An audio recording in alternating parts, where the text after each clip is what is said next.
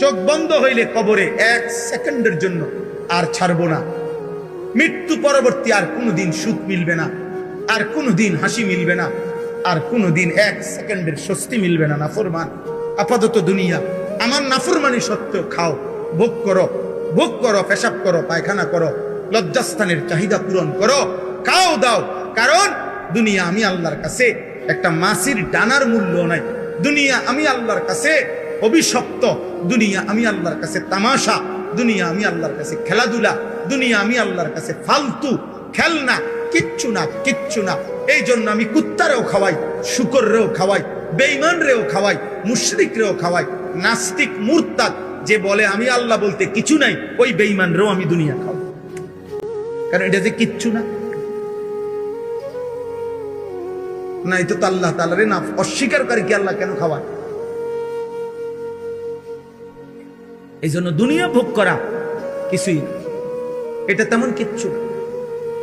কারো দিলে যদি লাগে, কারো বিবেকে যদি অনুভূতি হয়, আল্লাহর দিকে ফেরো, আল্লাহর দিকে ফেরো বাবা, আল্লাহর দিকে ফেরো, আল্লাহর দিকে ফেরো, ইবাদতের দিকে ফেরো।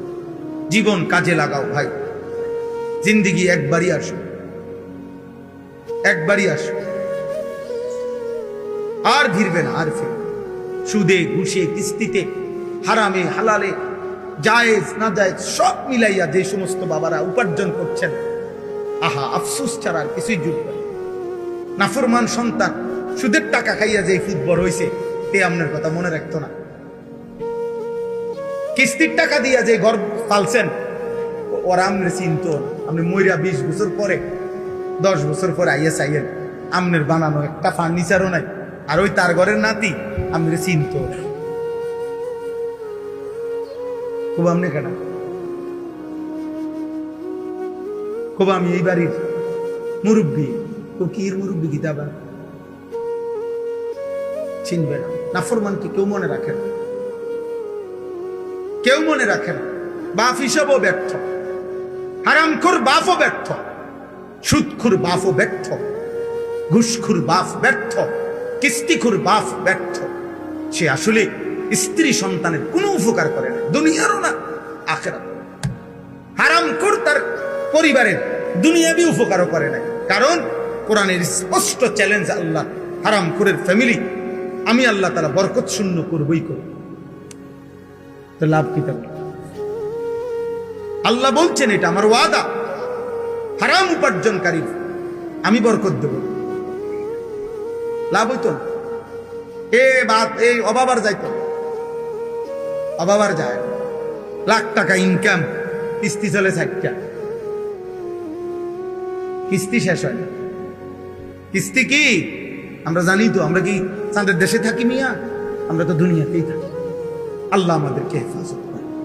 চলো ভাই, চলেন বাবা, নিয়ত করি আল্লাহকে নারাজ করব। বলেন ইনশাআল্লাহ। নবী সাল্লাল্লাহু আলাইহি সাল্লামকে ভুলবো না, বলেন ইনশাআল্লাহ। কোরআনকে ছাড়বো না, বলেন ইনশাআল্লাহ। আল্লাহ তৌফিক দান করে। এই শুনেন তরজমা, শেষ কথা। ওমান আযলামু মিম্মান ইফতারা আলাল্লাহি কাযিবা। আল্লাহ তাআলা বলেন, তার চাইতে বড় জালেম, তার চাইতে বড় পাপী আর কেউ নয় যে আমি আল্লাহর উপরে মিথ্যা অপবাদ দেয়। আল্লাহ তাআলা বলেন, উলাইকা ইউরাদুনা আলা রাব্বিহিম। কিয়ামতের দিন ওই নাফরমানকে, ওই পাপীকে, যে আমার কোরআনকে প্রত্যাখ্যান করছে, যে আমার রাসূলকে প্রত্যাখ্যান করছে, যে আমার তাওহীদকে প্রত্যাখ্যান করছে, ওই জালেম আমি আল্লাহ তাআলার সামনে একজন একজন করে আমার সামনে উপস্থিত করা হবে। ওয়ায়াকুলুল আশহাদু, আর আমার পক্ষ থেকে নির্ধারণ করা সাক্ষীরা এই নাফরমানের বিরুদ্ধে সাক্ষী দিবে, হা উলাইল্লাযীনা কাযাবু আলা রাব্বিহিম। আল্লাহ এটাই আপনার সেই বেঈমান বান্দা যে আপনার প্রত্যেক কথা কাযাবু মিথ্যা মনে করেছে। আমনে কইছেন এদিকে তে গেছে এদিকে। আল্লাহ বলেন আমার সাক্ষীরা একজন একজন করে বলেন। আল্লাহর সাক্ষী মোট 5টা। আল্লাহর সাক্ষী মোট কয়টা? 1 নাম্বার, এই ডান কাদের বাম কাদের ফেরেশতা, এই ফেরেশতা সাক্ষী দিবে মুখ দিয়া। 2 নাম্বার, এই লিখিত আমল নামা, ওই যে যেটা ওনারা লিখছে, মানে ওনারা মুখেও বলবে, আবার লেখাও কি ফাইলও শো করব। এই দ্বিতীয় সাক্ষী হলো কি? আমল নামা। 3 নাম্বার অঙ্গ প্রত্যঙ্গ। প্রত্যেক ব্যক্তির নিজ নিজ অঙ্গ, হাত, পাও, চোখ, নাক, কান, এগুলো আল্লাহর সামনে কি দিবে? এই কয়টা হলো? 4 নাম্বার পায়ের নিচের জমি। ইয়াউমাইদিন তুহাদ্দিসু আখবারাহা। 5 নাম্বার স্বয়ং আল্লাহ নিজে। কয়টা হলো? আইনাল মাফার। আল্লাহ বলবে বান্দা এখন পালাবে। শোনো ফেরেশতা কি বলে, দেখো আমল নামায় কি লেখা, দেখো জমিন কি বলতেছে, দেখো তোমার অঙ্গ প্রত্যঙ্গ কি বলে। আমি আল্লাহ তো দেখছি। ওয়াহুয়াস সামিউল আলিম ওয়াহুয়াল খাবীর ওয়াহুয়াল বসীর। আমি না বলছি এগুলা যে আমি সব শুনি, আমি সব জানি, আমি সব খবর রাখি, আমি সব দেখি। বা আমি আল্লাহ কি বলে নাই কোরআনে? কথা বলে না? বলে নাই তো তুই আমার কথা পাত্তা দিলা না কা? এই বেটা, বিষয়টা কি? ঘটনাটা কি? কোরআনুল কারীমে আছে। নাফরমান চিৎকার দেওয়া শুরু করবে, আল্লাহর ফেরেশতাকে আল্লাহ বলবে খুজুহু ফাগুল্লু, ওরে ধর, বাঁধে। ফাগুল্লু অর্থ বাঁধে, ওরা বাঁধে, টাইট করে বাঁধে। ফেরেশতা বলবে আল্লাহ বাঁধ দিছি, এখন কি করব? আল্লাহ বলবেন সুম্মাল জাহিমা সাল্লু, একটা লাথি দিয়ে জাহান্নামে ফেলে দেবে। মার লাথি, মার, ফুটবলের মতো লাথি। সুম্মাল জাহিমা সাল্লু, জাহান্নামে ছুঁড়ে মার, দে লাথি দে। কি মনে করছেন আল্লাহকে? বাদ দুগা খাওয়াই দেখে ওরা মনে করছে না আমারে ফিরতো না, আমারে 3 বেলা ভাত খাওয়াই যেই আল্লাহ, আমারে ফিরবো কি না? আপনারে ফিরতো না, আপনাদের ললিপপ খাওয়াই, আপনাদের কবরে আপেল মালটা খাইতে দিন। আপনি 60 বছর পর্যন্ত বিড়ি খাইতে থাকেন। আপনি 70 বছরের বুড়া চাচা, আপনি বিড়ি খান, খান, অসুবিধা নাই, খাইতে থাকেন বিড়ি। আপনার জন্য ফেরেশতা কবরে রাখছে, আপেল মালটা খাইতে রাখছে, গেলে পাই। হ্যাঁ হ্যাঁ, খামখেয়ালি। বয়স্ক মানুষেরও যদি গুনাহ ছাড়ার টাইম না হয়, আর কখন ছাড়বে? বলেন না মিয়া, আর কখন ছাড়বে? তাই 60 বছরও গুনাহ ছাড়ার টাইম হয় নাই? 60 বছরও টেলিভিশন দেখা বন্ধ করার টাইম হয় নাই? 60 বছর বয়সেও মুখের গালি বন্ধ করার টাইম হয় নাই? আফসোসের বিষয়, কষ্ট লাগে মিয়া। বুড়া বুড়া মানুষ বাঁকা হইয়া গেছে, ওমা চা দোকানে বসে চোখ বড় বড় করে রাক্ষসের মতো টেলিভিশন। কিরে বেটা, আপনি কিতা চান? আপনাদের শরীরের কোনো টেম্পার নাই? আপনার শরীরের তো কোনো টেম্পার নাই, আপনি কি দেখেন এগুলা? আপনি নর্তকীর নাচ দেখেন কেন? আপনি জোয়ান বেডির নাচ দেখেন কেন? আপনার শরীরে আসেনি কিছু? আশ্চর্য, আফসোসের বিষয়। আখেরাত কেমন বলা হচ্ছে যে 70 বছরও আখেরাত মনে পড়ে না। আর কখন মনে পড়বে রে আব্বা? রাগ হইয়েন না, আমি না বললে বলবে কে? আলেম না বললে বলবে কে? আপনারে মনে করাই দিব কে? কথা বলে না, আপনারে মনে করাই দিব। আমরাও শুনতে যাই। আলহামদুলিল্লাহ, আমার শায়েখ আল্লামা মুফতি মুশতাকুন নবী কাসিমি হযরত বয়ান করে, তো আমরা নিচে বসে শুনি। আমাদের শায়েখ ঢালকানগরের শায়েখ আরিফ বিল্লাহ হযরত মাওলানা শাহ আব্দুল মতিন বিন হুসাইন প্রতি মাসে হযরতের খানকায় আমরাও যাই শুনতে। এমন না বিষয় কেবল বলি, না না বাপ, বিশ্বাস করেন, আমরাও আমাদের বড় বড় উলামায়ে কেরামের কথা শুনতে থাকি, পড়তে থাকি। দেখেন আপনি গাড়িতে কিতাব আছে কিনা, সাথে যে খাদেম থাকে তাকে বলেন, জিজ্ঞেস করেন যে উনি পড়ে কিনা, শোনে কিনা। অর্থ হইল আমরা প্রত্যেকেরই সংশোধন দরকার কিনা, বলেন না? আল্লাহ আমাদেরকে বুঝার তৌফিক দান করেন। তো আলা লানাতুল্লাহি আলা যালিমিন, আল্লাহ সমস্ত শুইনা, এই যে সাক্ষীর সব গুনার বর্ণনা শুইনা আল্লাহ বলে, জালেম তোর উপরে আল্লাহর লানত, লানাতুল্লাহ, বেনামাজি তোর উপরে আল্লাহর লানত, নাফরমান তোর উপরে আল্লাহর লানত, হারামখোর তোর উপরে আল্লাহর লানত। তুই জীবনটা কি করলি? তুই হায়াতটা কি করলি বান্দা? আমি তোরে কি না দিছিলাম? আল্লাহ আমাদেরকে মাফ করে দেন, আল্লাযীনা ইয়াসুদ্দুনা আন সাবিলিল্লাহ ওয়া ইয়াবগুনাহা ইওয়াজা। আল্লাহ বলেন আমার এই জালেম নাফরমান বান্দা নিজে তো আমার পথে চলে নাই, তদুপরি যে চলতে চাইছিল এমনও বহু লোককে আমার পথ থেকে বিরত রাখছে। আরে থু যাইতেছেনি নামাজ, বুঝেন নাই কথা? যাইতেছে কেন নাকি নামাজ এরকম শুরু করছো কারণ নতুন নামাজই হয়ে গেছে, এই হইল নি কথা? এমন কই না নাই, কথা বলেন না? হ্যাঁ একেবারে বাপরে একেবারে আজকে আব্দুল কাদের জিলানী হয়ে গেছে। হ্যাঁ বুজুর্গি একেবারে বাপ, তোর চিনি না বেটা তোরে আমি। এই বেটারে বললা একটা কিছু বলিয়া তারে কি করে দিল, নার্ভাস করে দিল। সে ফিরতে চাইছিল কিন্তু ওই শয়তানে তারে কি করে দিল, ফিরাইয়া দিল আল্লাহর পথ। আল্লাহ বলেন ওই জালেমদের উপরে আমার লানত, যে কেউ আমার পথে চলতে চাইলে যাকে বাধা দেয়। ওয়ায়াবগুনাহা ইওয়াজা। 3 নম্বরে আল্লাহ বলেন ওই জালেমের উপরে আল্লাহর লানত, যে সর্বদা আল্লাহর দ্বীন শরীয়তের মধ্যে ভুল ভ্রান্তি ত্রুটি বক্রতা তালাশ করে কি দিয়ে ফেসলা গান্ধা, কথা বুঝেন নাই কথা? নাউজুবিল্লাহ। অহুম বিল আখিরাতি হুম কাফিরুন। আল্লাহ বলে আখিরাতকে অস্বীকারী, আখিরাতকে বিশ্বাস করে না এবং জালেমের উপরে আল্লাহ লানত। এবার আল্লাহ বলেন উলাইকা লাম ইয়াকুনু মুজিজিনা ফিল আরদ। তবে শুনে নাও, জালেম নাফরমান পাপী যত যাই করো না কেন, আমি আল্লাহকে তুমি দুনিয়াতেও অক্ষম করতে পারবা না। আমার দুনিয়া আমারই, আমার কাছেই তোমার হায়াত, আমার কাছেই তোমার মৃত্যু। তুমি সর্বোচ্চ ক্ষমতার মস্তদে উঠলেও আমার হাত থেকে ছুটতে পারতা না। আর আমি আল্লাহ থেকে আমারে অক্ষম করা যে আমি আর মরবো না, এরকম সিদ্ধান্ত তুমি দিতে পারবা না। কাজে ঘুরে ফিরে তুমি আমারই হাতে। কার হাতে? পৃথিবীর সবচেয়ে বড় পাপী কার হাতে? উলাইকা লাম ইয়াকুনু মুজিজিনা ফিল আরদ ওয়া মা কানা লাহুম মিন দুনিল্লাহি মিন আউলিয়া। আখিরাতে গেলে দেখবে আমি ছাড়া কোনো বন্ধু নাই। আমি ছাড়া কি কোনো বন্ধু নেই। পাপীরা মনে রাখতে হবে আমি আপনি সুপারিশ করবে ওই ফুতে, নাতি, নবী, আউলিয়া সব ঠিক আছে, কিন্তু খোদার কসম সুপারিশ করার জন্য আল্লাহ তাআলা অনুমতি দিবে যাকে, সে সুপারিশ করবে। আর আল্লাহ সুপারিশ করার পর আল্লাহ যাকে অনুমোদন দিবে সেই কেবল জান্নাতি হবে। সুপারিশ মানেই কি না জান্নাত না, অনুমোদন দেওয়া হলো জান্নাত। অনুমোদন দিবে আল্লাহ। আল্লাহ বলবে হ্যাঁ তুমি সুপারিশ করো।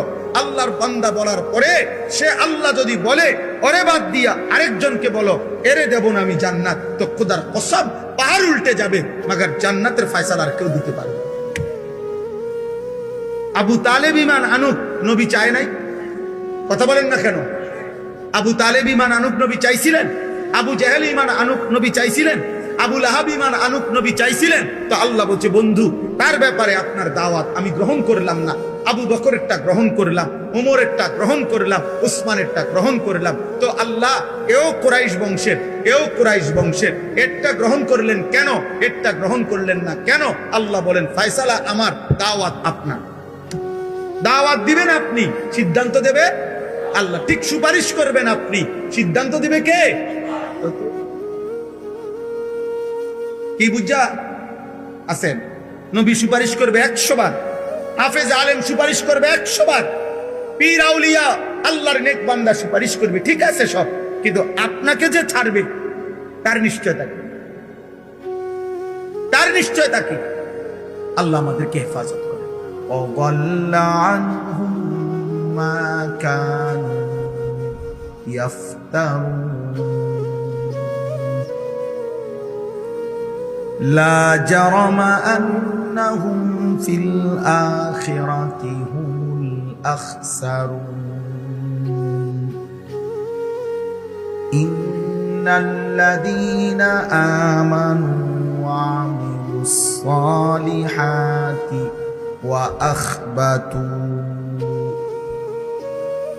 وأخبتوا إلى ربهم أولئك أصحاب الجنة هم فيها خالدون মাসালুল ফারিকাইনি কাল আ'মা ওয়াল আসাম্মি ওয়াল বাসীরি ওয়াস সামি' হাল ইয়াস্তাওয়িয়ানি মাসালা আফালা তাযাক্কারুন। সাদাকাল্লাহু মাওলানা আযীম।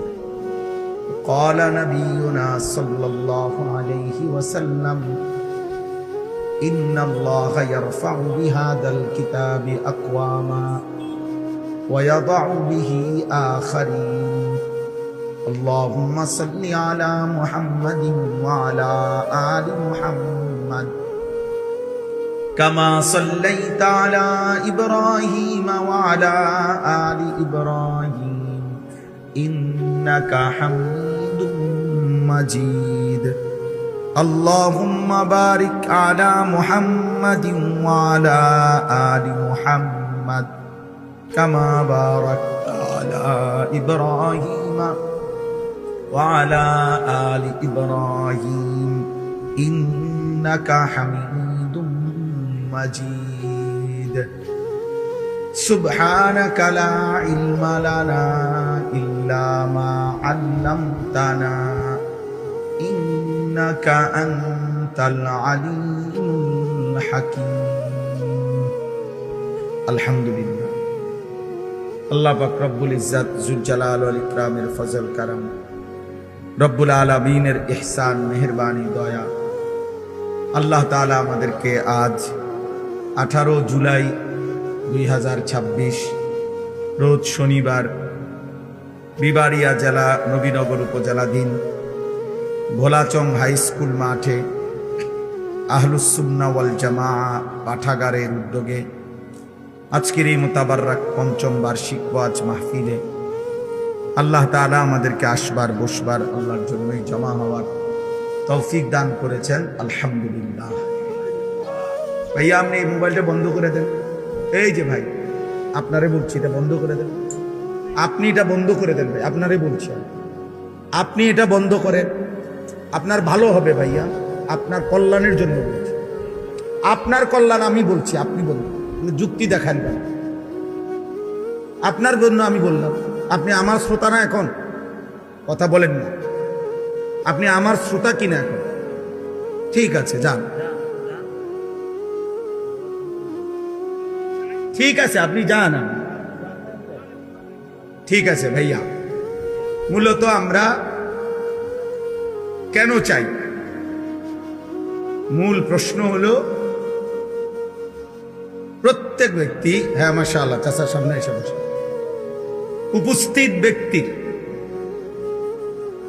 উপস্থিত ব্যক্তির ফায়দা হলো সরাসরি শোনা।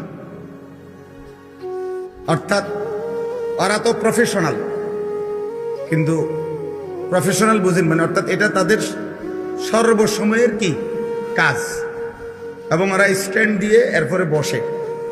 কিন্তু আমরা যারা উপস্থিত হয়েছি আমরা এটা চেষ্টা করি। এই যে ছেলে পেলে প্রত্যেকের হাতে মোবাইল আছে আমি জানি ব্যক্তিগত, কিন্তু উদ্দেশ্য হলো আমাদের, সেটা আমি সারা বাংলাদেশে বলি যে নগদ শুনবার, চোখের দিকে তাকাইয়া সাংঘাতিক ফায়দা। মানে আপনি 1 লক্ষ ওয়াজ মোবাইলে শোনা, আলেম যেই হোক, আপনার মসজিদের ইমাম সাহেব হোক, সামনাসামনির দিকে তাকাইয়া শোনার মধ্যে বরকত বেশি। আর মোবাইল হাতে ধরে রাখলে এই মনোযোগ হয় না। এই আমি এখানে পড়ছি আপনার ঘরে শোনাবো, এখানেও একটা আয়াত আছে। আল্লাহ তাআলা বলছেন কোরআনের একাধিক জায়গা, আল্লাহ তাআলা বলছে 3 জিনিস একত্র করো। 1 কান, 2 চোখ, 3 দিল। এই 3টি যদি একমুখী করতে পারো, এক মন করতে পারো, একাগ্রতা, তো আল্লাহ তাআলা ওয়াদা দিয়েছেন নিশ্চয়ই আমার কোরআনের মধ্যে তার জন্য উপদেশ রয়েছে। ইন্না ফি যালিকা লাযিকরা লিমান কানা লাহু কলবুন আও আলকাস সামআ ওয়া হুয়া শাহীদ। আল্লাহ তাআলা বলে নিশ্চয়ই এই কোরআনের মধ্যে উপদেশ রয়েছে যার দিল আছে, কান আছে এবং সচক্ষে উপস্থিত আছে। তাহলে কি বোঝা গেল? এই 3 অঙ্গ যখন কেউ একসাথে করে শুনে, তাইলে তার হৃদয়ে কথা পৌঁছে, তার অন্তরে কথা পৌঁছে। মানুষ একদিনে পরিবর্তন হয় না, একদিনে কেউ পরিবর্তন হবে না, কিন্তু আল্লাহর কুদরতে, আল্লাহর দয়ায় ঠিক কখন কার পরিবর্তন আমরা কেউ জানি না। এই জন্য ধারাবাহিক মনোযোগ থাকলে আল্লাহর যখন দয়া হয়, মায়া হয়, তো আল্লাহ তাআলা জিন্দেগি বদলায়, জীবন বদলায় দেয়। এতে ফায়দা হয়, এতে উপকার হয়। তাইলে কোরআনুল কারীমের মধ্যে আছে, আল্লাহ তাআলা বলেন, ওয়া ইযা কুরিআল কুরআন ফাসতামিউ লাহু ওয়া আনসিতু লাআল্লাকুম তুরহামুন। যখন কোরআন পড়া হয়, আল্লাহ তাআলা বলেন তোমরা মনোযোগ দিয়ে শোনো এবং চুপ থাকো, মনোযোগ দিয়ে শোনো এবং চুপ থাকো, লাআল্লাকুম তুরহামুন। আল্লাহর ওয়াদা এটা, যখন তোমরা মনোযোগ দিয়ে শুনবা, চুপ থাকবা, অবশ্যই তোমাদের উপরে রহমত বর্ষিত হবে। সুবহানাল্লাহ। রহমত বর্ষিত হবে মানে কি? এই কথার অর্থ কি? তাফসীরে রুহুল মানিতে আছে, আল্লাহ তাআলা বলেন লাআল্লাকুম তুরহামুন, রহমত বর্ষিত হবে। মানে হলো, তাফসীরে লিখছে, আল্লাহ তোমাকে যে কথাগুলো শুনলা, ওই কথাগুলোর উপর আমলের তৌফিক দেবে। মোটা দাগে কম বেশি ওয়াজ, বক্তা বলেন আর শ্রোতা বলেন, আমরা মুসলমান। বক্তা আমরা মুসলমান, আপনারাও মুসলমান, আলহামদুলিল্লাহ। কম বেশি কথা মৌলিক ইসলামের সবাই আমরা জানি। 5 ওয়াক্ত নামাজ ফরজ, এটা আমি আজকে নতুন করে বলতে হবে আপনাকে, কথা বলেন না। সুদ খাওয়া হারাম, এটা আপনাকে আমি আজকে নতুন করে বলতে হবে, আপনি আর শুনেন নাই। তাইলে মোটা দাগের শরীয়তের বিধান, হালাল হারাম, মৌলিক বিধানগুলো, সূক্ষ্মগুলো ওলামায়ে কেরাম জানে, তো মোটা বিধানগুলো সবাই জানে। তাইলে সবাই আমরা কম বেশি জানি, কিন্তু এই ওয়াজের মাকসাদ কি, ওয়াজের অর্থ কি? তাই প্রত্যেক জুমার নামাজে বয়ানের প্রয়োজন কি? তাই আপনারা তো একবার কইয়াই দিছি, নামাজ 5 ওয়াক্ত ফরজ, আর বলার দরকার কি? আল্লাহ তাআলা কোরআনুল কারীমের মধ্যে বলছেন, হে নবী, আপনি আমার কথা বারবার বলেন, বারবার বলেন, বারবার বলেন, বারবার বলেন, বারবার বলেন। কেন? ফাইন্নাদ যিকরা তানফাউল মুমিনিন, প্রত্যেকবারের বলার দ্বারা মুমিনের উপকার হবে। কতকাল শুনে নাই, আজ শুনবে, আজ শুনে নাই, কাল শুনবে। 10 বছর ফিরাই দিছে আল্লাহর কথা, হতে পারে মালিক চাইলে 10 বছর পরে আল্লাহর দিকে ফিরে আসবে। হাদিসে আপনি রাসূলুল্লাহ সাল্লাল্লাহু আলাইহি সাল্লামের জামানায় নবীজি মক্কায়, এমনও ব্যক্তি ছিল মক্কাতেই কালেমার দাওয়াত দিছেন। কেউ প্রথম দিনে কালেমা পড়ছে, কেউ 21 বছর পরে কালেমা পড়ছে। আবু সুফিয়ান রাদিয়াল্লাহু তাআলা আনহু, নবীজির চাচা আবু সুফিয়ান, তিনি মক্কার 13 বছর নবীজির সামনেই ছিলেন এবং নবী সাল্লাল্লাহু আলাইহি সাল্লাম উনাকে প্রতিদিনই নিয়মিত কালেমার দাওয়াত দিয়েছেন। কিন্তু উনি 13টি বছরে মক্কায় কালেমা গ্রহণ করেন। মদিনায় নবী সাল্লাল্লাহু আলাইহি সাল্লাম হিজরত করে গেছেন। বদরের যুদ্ধে উনি নবীজির বিরুদ্ধে ছিলেন, উহুদের যুদ্ধে উনি নবীজির বিরুদ্ধে ছিলেন, খন্দকের যুদ্ধে উনি নবীজির বিরুদ্ধে ছিলেন। 8ম হিজরিতে মদিনায় হিজরত করে নবী সাল্লাল্লাহু আলাইহি সাল্লাম যাওয়ার 8 বছরের মাথায়, এই আগের 13 আর এখন হলো কত? 8, কত হইল? এই 21 বছর পরে মক্কা বিজয়ের রাতে এই আবু সুফিয়ান রাদিয়াল্লাহু তাআলা আনহু তিনি কালেমা পড়ে মুসলমান হয়েছে। কিন্তু নবীজি দাওয়াত দিছে কত বছর আগ থেকে? 21 বছর আগ থেকে বলতে থাকছে, বলতে থাকছে, কিন্তু কালেমা পড়ছে কত বছর পরে? 21। হাদিসে স্পষ্ট আছে, ওমরের জামানায়, হযরত উসমানের জামানায়, মানে নবী সাল্লাল্লাহু আলাইহি সাল্লামের ইন্তেকালের পরে 2.5 বছর খলিফা ছিলেন মুসলমানদের আবু বকর সিদ্দিক রাদিয়াল্লাহু তাআলা আনহু। 10.5 বছর মুসলমানদের খলিফা ছিলেন হযরত ওমর রাদিয়াল্লাহু তাআলা আনহু। এই 10.5 বছরে ওমর রাদিয়াল্লাহু তাআলা আনহুর জামানায়ও এমন অনেক লোক কালেমা পড়ছে যাদেরকে দাওয়াত দেওয়া শুরু করছিলেন নবীজি। বুঝেন নাই কথাটা? দাওয়াতটা দিছিল কে? কিন্তু ঈমান আনছে কখন? নবী সাল্লাল্লাহু আলাইহি সাল্লামের ইন্তেকালেরও আরো 8 বছর পর, আরো 10 বছর পর।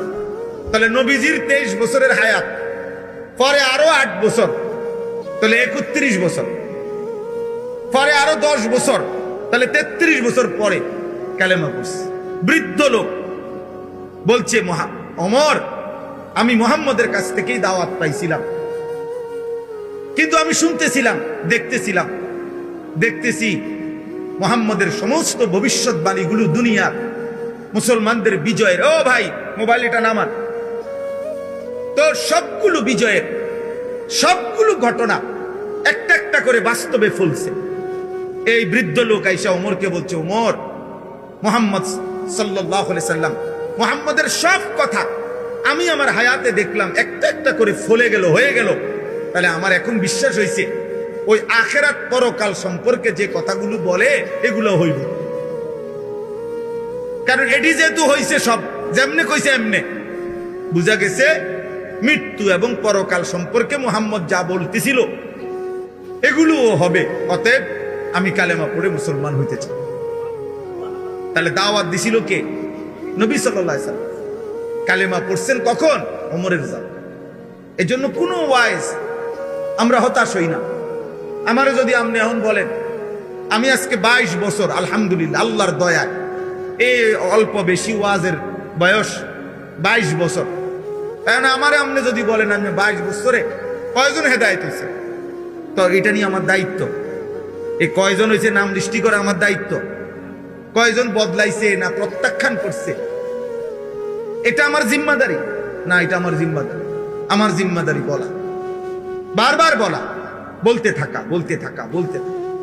এটাই আল্লাহর আদেশ, এটাই নবীগণের প্রতি আল্লাহ তাআলার আদেশ, এটাই আমাদের নবী সাল্লাল্লাহু আলাইহি সাল্লামের প্রতি আল্লাহর আদেশ, এটাই উম্মতে মুহাম্মদীর উপরে আল্লাহর আদেশ। কোরআনুল কারীমের মধ্যে আছে, আল্লাহ তাআলা বলছেন, এই আমি যেই সূরাটা পড়ছি, এই সূরাটা হলো 12 নম্বর পারা, 11 নম্বর সূরা, সূরা হুদ। এই সূরার 18 নম্বর আয়াত থেকে 24 নম্বর আয়াত, 18, 19, 20, 21, 22, 23, 24, মোট 7টা আয়াত আমি তেলাওয়াত করছি। তো এই সূরার মধ্যে আল্লাহ তাআলা কোরআনুল কারীমের মধ্যে সবচেয়ে বেশি আযাবের বর্ণনা এই সূরার, পুরা কোরআনে সবচেয়ে বেশি আল্লাহর আযাবের বর্ণনা এই সূরার মধ্যে আছে, কোরআন শরীফ। এই জন্য নবী সাল্লাল্লাহু আলাইহি ওয়াসাল্লাম তাফসীরের মধ্যে আছে, এই সূরা নাজিল হওয়ার কিছুদিন পরেই সর্বপ্রথম নবীজির পবিত্র দাড়ি মুবারকের কয়েকটা চুল সাদা হয়ে গেছে, বৃদ্ধের লক্ষণ। তো আবু বকর সিদ্দিক রাদিয়াল্লাহু তাআলা আনহু বললেন, ইয়া রাসূলুল্লাহ কদ শাইয়াবতা, আপনি দেখি বুড়ো হয়ে যাচ্ছেন, আপনার দাড়ি পাকা শুরু হয়ে গেছে। এই তখন হাদিসে আছে, তাফসীরে আছে, নবী সাল্লাল্লাহু আলাইহি ওয়াসাল্লাম বললেন, শাইয়াবাতনি হুদ, আবু বকর সূরা হুদ, এই সূরাটা আমারে বুড়া বানায় ফেলছে। আমারে কি বানায় ফেলছে? বুড়া বানায় ফেলছে। মানে কি? মানে হলো, আবু বকর, এই সূরাতে আমার আল্লাহ আযাবের এমন বর্ণনা দিছে, এই বর্ণনা শোনার পর থেকে আমার কলিজার মধ্যে ভয় ঢুকে গেছে, আহা, এই পাপগুলো যদি আমার উম্মত করে, আমার উম্মতের উপরে কি হবে? আমার উম্মতের পেরেশানি, আমার উম্মতের নাফরমানিতে আমার আল্লাহ যদি আযাব দেয়, আমার উম্মত তো ধ্বংস হয়ে যাবে। এই চিন্তা, টেনশনে, মানুষের অনেক সময় টেনশনে চুলদারি কি, মানুষে কয় যে এই মাসখানিক হুজুরে ভাই এমন পেরেশানি ছিল, অর্ধেক চুল ফাইকা গেছে। কথা বুঝছেন কেন? আমার ওই দিন একজনে বলতেছে, হুজুর একটা বিল্ডিং করতে গিয়া চুল সব ফাঁকা ধরে গেছে। এই কয়দিন আগে বলতেছে দোয়া চাইছে, একটা বিল্ডিং এর কয় মিস্ত্রির লগে যুদ্ধ করতে করতে এমনে কইলে হেমনে, হেমনে কইলে এমনি, স্বাভাবিক কয় যে একের চুল ফাইকা গেছে। তাইলে আযাবের বর্ণনা শুনে উম্মতের পেরেশানিতে নবী সাল্লাল্লাহু আলাইহি সাল্লামের দাড়ি মোবারকের চুল পাকা শুরু হয়ে গেছে। তো এখানে একটা কথা আছে, এখানে মোট 5টি জাতি আল্লাহর আযাবে আল্লাহ ধ্বংস করে দিছে পূর্ববর্তী নবীদের আমলে। এই ঘটনাগুলো 5টা জাতির ঘটনা পরপর এই এক সূরাতে ধারাবাহিকভাবে আল্লাহ উল্লেখ করছে। 5টি জাতি, 5 জন নবীর কওম। 1 নূহ আলাইহিস সালাম, 2 হুদ আলাইহিসসালাম, 3 সালেহ আলাইহিসসালাম, 4 লূত আলাইহিসসালাম, 5 শুআয়ব আলাইহিসসালাম। এই 5 জন নবীর কওমের সম্প্রদায়ের জাতির নাফরমানি এত বেশি সীমা লঙ্ঘন করছে তারা, আল্লাহ তাআলা এই 5 জন নবীর জাতিকে একেবারে পুরা কওম আল্লাহ তাআলা ধ্বংস করে আযাব দিয়ে শেষ করে দিয়েছে। নাউযুবিল্লাহ। তো এই বর্ণনাগুলো এখানে ধারাবাহিক আছে। এই 25 নম্বর আয়াত থেকে 115 নম্বর আয়াত পর্যন্ত মোট 91টা আয়াতে আল্লাহ তাআলা ধারাবাহিকভাবে আযাবের বর্ণনা দিয়েছে। শাস্তির বর্ণনাগুলো উল্লেখ করছে 5টা জাতির কওমের। তো এরপরে দেখেন সর্বশেষ সমস্ত বর্ণনা আযাবের শেষ করে আল্লাহ তাআলা একটা কথা নবীজিকে শুনাইছেন যে, হে বন্ধু, এই যে পূর্ববর্তী 5টি জাতিকে আমি শেষ করে দিলাম আযাব দিয়ে। কেন? চূড়ান্ত আযাব দিয়ে একেবারে কোলের বাচ্চা, দুধের বাচ্চা, নারী, পুরুষ, জওয়ান, বুড়া, পুরা জাতি একসাথে শেষ করে দিছি। কেন দিলাম? ছোট বাচ্চাও ছিল, কোলের বাচ্চাও ছিল, সব শেষ করে দিছে আল্লাহ। কেন? প্রশ্ন হলো কেন? তো আল্লাহ তাআলা এখানে উল্লেখ করছে, বন্ধু, নাফরমানি শেষ, পাপ তো করতেছিল তারা, আমার অবাধ্যতা তো তারা করতেছিল, কিন্তু তাদের সীমা লঙ্ঘন হলো এই যে তারা পাপ করতে করতে এই পর্যায়ে পৌঁছে যে একটা সময় আইসা পুরা জাতির মধ্যে আর কেউ কাউকে গুনাহ থেকে ফিরায় না, সংশোধনের আর কেউ চেষ্টা করছে না। জওয়ান, বুড়া, নারী, পুরুষ প্রত্যেকেই নিজের জায়গায় গুনাহ আর উল্লাসের মধ্যে লিপ্ত। কেউ যে কাউকে ফিরাবে, বাপে পুতেরে বলে না, মা জিরে বলে না, দাদা নাতিরে বলে না, সমাজের মুরব্বীরা ছোট বাচ্চাদেরকে বলে না, অভিভাবক অধীনস্থকে বলে না। এই কথা স্পষ্ট কোরআনে আল্লাহ উল্লেখ করছে, বন্ধু, যেদিন আমি দেখলাম যে সবাই পাপে ডুবে গেছে, কেউ আর আমি আল্লাহর কথা বলতেছে না, ফিরাইতে চাইতেছে না, কাউকে জাহান্নাম থেকে বাঁচাইতে চাইতেছে না, তো আমি আল্লাহর আযাব তখন পুরা জাতি ধ্বংস করে শেষ করে দিয়েছে।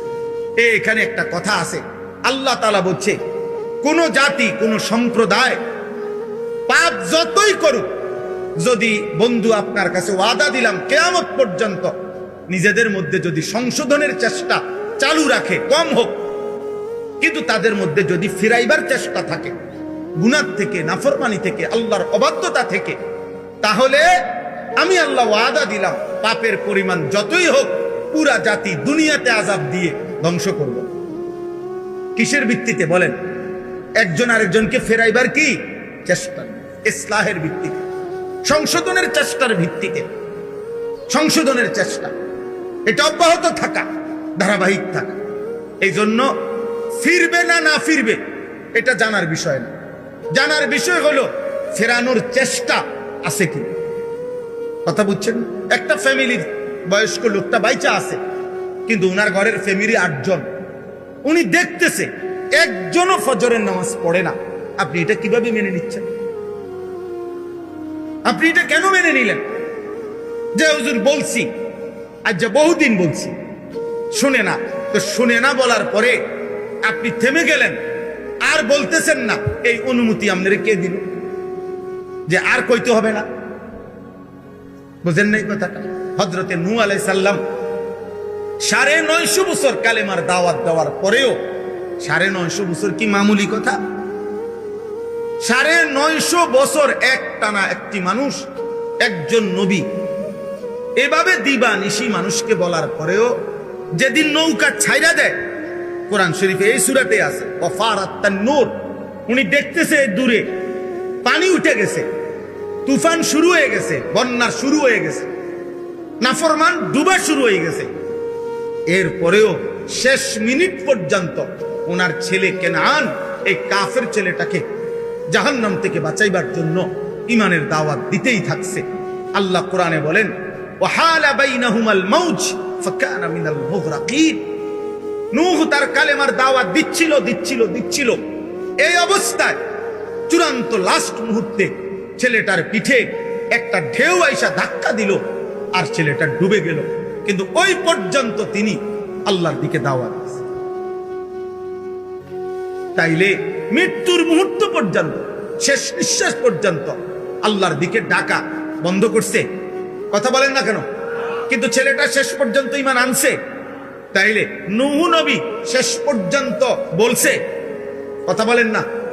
ছেলেটা শেষ পর্যন্ত ঈমান আনছে।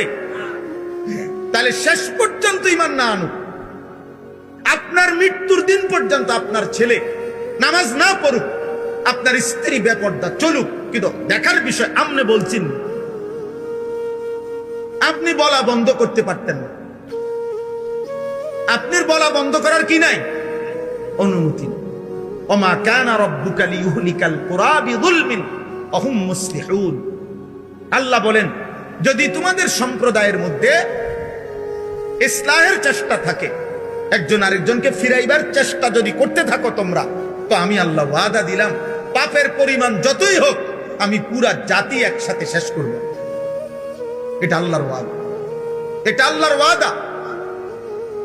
950 বছর পড়ার পরেও উনি থামে নাই।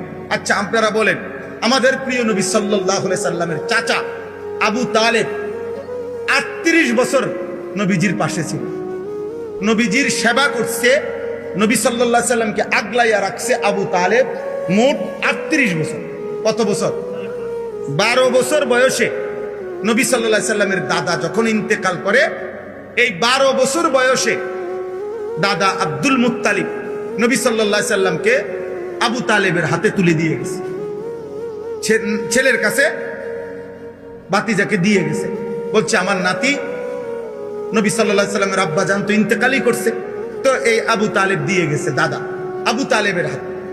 আর আমাদের নবী সাল্লাল্লাহু আলাইহি সাল্লামের বয়স যখন 50 বরাবর, তখন আবু তালেব ইন্তেকাল করছে। তাহলে 12 বছর থেকে 50 বছর, এই কয় বছর হয়? 38 বছর। 12 থেকে 50 হলো কত? 38 বছর। আচ্ছা, এই 38 বছরের মধ্যে নবীজি যে কালেমার দাওয়াত দিছে, এই সময় সীমা হলো 10 বছর।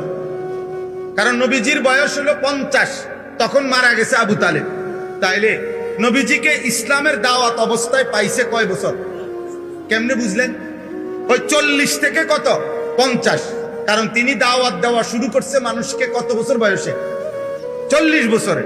তাইলে আবু তালেবকে নবীজি কালেমার দাওয়াত দিছে 10 বছর। কত বছর? একটানা 10টি বছর বলার পরেও বুখারী শরীফের রওয়ায়াত একেবারে স্পষ্ট, লাম্মা হাদারাতিল ওয়াফাত, আবু তালেবের যখন মৃত্যুর মুখে মুমূর্ষ, শেষ নিঃশ্বাস যাবে, এই সেকেন্ড পর্যন্ত খোদার কসম আল্লাহর নবী সাল্লাল্লাহু আলাইহি সাল্লাম উনাকে কালেমার দাওয়াত দিয়েছে। কুল লা ইলাহা ইল্লাল্লাহ কালিমাতান আশহাদু লাকা বিহা ইনদাল্লাহ। বলছে, চাচা শেষবারের মতো বলতেছি, একটা বার শুধু আপনি লা ইলাহা ইল্লাল্লাহর কালেমাটা একটাবার পড়েন চাচা, একবার জলদি বলেন, আমি এই একবারের বলা আপনার ইমানের কালেমা দিয়ে আখিরাতে আল্লাহর সামনে হাসরের ময়দানে আমি আপনার পক্ষে সাক্ষ্য দেব যে আমার চাচা ইমান আনছে। কিন্তু আবু তালেব, হাদিসে আছে, ফালাম ইয়াজাল রাসূলুল্লাহ সাল্লাল্লাহু আলাইহি ওয়াসাল্লাম, নবীজি বারবার বলতেছিলেন ওয়াইউঈদুহুম তিলকাল মাকালা। আর পাশে দুইজন কাফের, একজন আবু জাহল, আরেকজন হলো উমাইয়া ইবনে খালফ, এই দুই বেঈমান পাশে বৈশা বারবার বলতেছিল, আবু তালেব কালেমা বলিস না, তুই আমাদের সাথে আজীবনের সঙ্গী, তুই বলিস না, তুই আমাদের বংশে বেইজ্জতি করিস না। এইভাবে একদিকে এই দুই বেঈমান নিষেধ করতেছে, এদিকে নবী সাল্লাল্লাহু আলাইহি সাল্লাম শেষ নিঃশ্বাস পর্যন্ত বলছে। এখন আমায় আপনি এখানে বলেন, আপনারাই বলেন, আবু তালেব কালেমা পড়ছে? নবী সাল্লাল্লাহু আলাইহি সাল্লাম শেষ মুহূর্ত পর্যন্ত বলছে? আবু তালেব শেষ মুহূর্ত পর্যন্ত গ্রহণ করছে? এই কথা। তাহলে আপনার থামার অনুমতি কেন? বলে বুঝেন নাই আমার কথাটা? আমনে হুজুর আমার বউরে আমি পর্দা করতে মনে 2 বছর কইছি, মনে 5 বছর কইছি। আচ্ছা বুঝলাম 5 বছর বলছেন, কিন্তু এরপরে থেমে গেলেন আর কইতেছেন না, এটার অনুমতি দিল কে? আমার ফোলাডারে হুজুর আমি মনে 50,000 বার বলছি নামাজ পড়তে, হুজুর পড়ে না। আচ্ছা ধরে নিলাম 50,000 বারই বলছেন, কিন্তু 50,000 বারের পরে আর বলতে হবে না, এই ফয়সালা নিলেন কেমন? বুঝেন নাই কথাটা?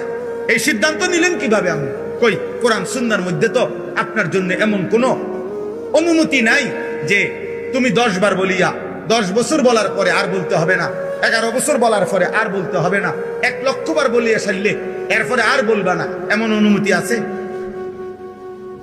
তো নবী সাল্লাল্লাহু আলাইহি ওয়াসাল্লাম হযরতে জিবরাইল সামনে দাঁড়িয়ে, মালাকুল মউত আজরাইল সামনে দাঁড়িয়ে, এই দুইজন ফেরেশতা শেষ মুহূর্তে আল্লাহর নবী সাল্লাল্লাহু আলাইহি সাল্লাম যখন রূহ মুবারক জান কবজ করবে, এই সময় আম্মা জান আয়েশা নবীর স্ত্রীর বুকে মাথা রাখা অবস্থায় নবীজি ছিলেন।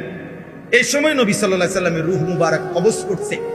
তো এই সময় নবীজি বললেন, আয়েশা আমি চলে যাচ্ছি আমার আল্লাহর কাছে, তবে যাওয়ার মুহূর্তে আমার উম্মতের জন্য আমার আখিরি ওসিয়ত আমি তোমার মাধ্যমে বলে গেলাম, আসসালাত আসসালাত আসসালাত। আমার উম্মতকে শেষবারের মতো বইল যে তোমাদের নবী শেষবারের মতো বলে গেছে, নামাজ নামাজ নামাজ। তাহলে নবী সাল্লাল্লাহু আলাইহি ওয়াসাল্লাম উম্মতকে বলা বন্ধ করে দিছে কোন দিন? ইন্তেকালের 3 মাস আগে। কথাটা থেমে গেছে তিনি, তাহলে আপনি থামলেন কেন? আপনি কেমনে বললেন এই অজাতে আর মানুষ হইতো না? আপনি বলেন, আপনি কেমনে বুঝে ফেললেন যে এই সমাজের ছেলেরা বদলাবে না? আপনি কেমনে বুঝলেন? এই পৃথিবীতে 100 খুনের আসামি, 100 খুনের ডাকাত, সে আল্লাহর ওলি হয় নাই? এই পৃথিবীতে বেশ্যা নারী, সে আল্লাহর ওলি হয় নাই? তো আপনার ফুটকি এত খারাপ হয়ে গেছে? ভাইকে 100 মার্ডার করে ফেলছে, বলেন 24 ঘন্টা মদের আড্ডায় থাকতো, মদের আড্ডায়। এমন আল্লাহর বান্দা, আল্লাহর প্রিয় বান্দা এমনও ছিল, কিতাবে আছে, শুধুমাত্র জীবনে একদিন চলার পথে এই মদ খাওয়া মাতাল অবস্থায় একটি পাতার মধ্যে, কাগজের মধ্যে বিসমিল্লাহির রহমানির রহিম লেখা একটা কাগজের টুকরা পড়েছিল। ওই সময় এটা তুলে নিয়া এটারে পরিষ্কার করে মুছা ঘরের উঁচু জায়গার মধ্যে নিয়ে রাখছে, একটা হেফাজত করছে এই কাগজটা। আল্লাহ তাআলা এই বরকতে উনার তওবা নসিব করে উনার জামানার আউলিয়া বানায় ফেলছে।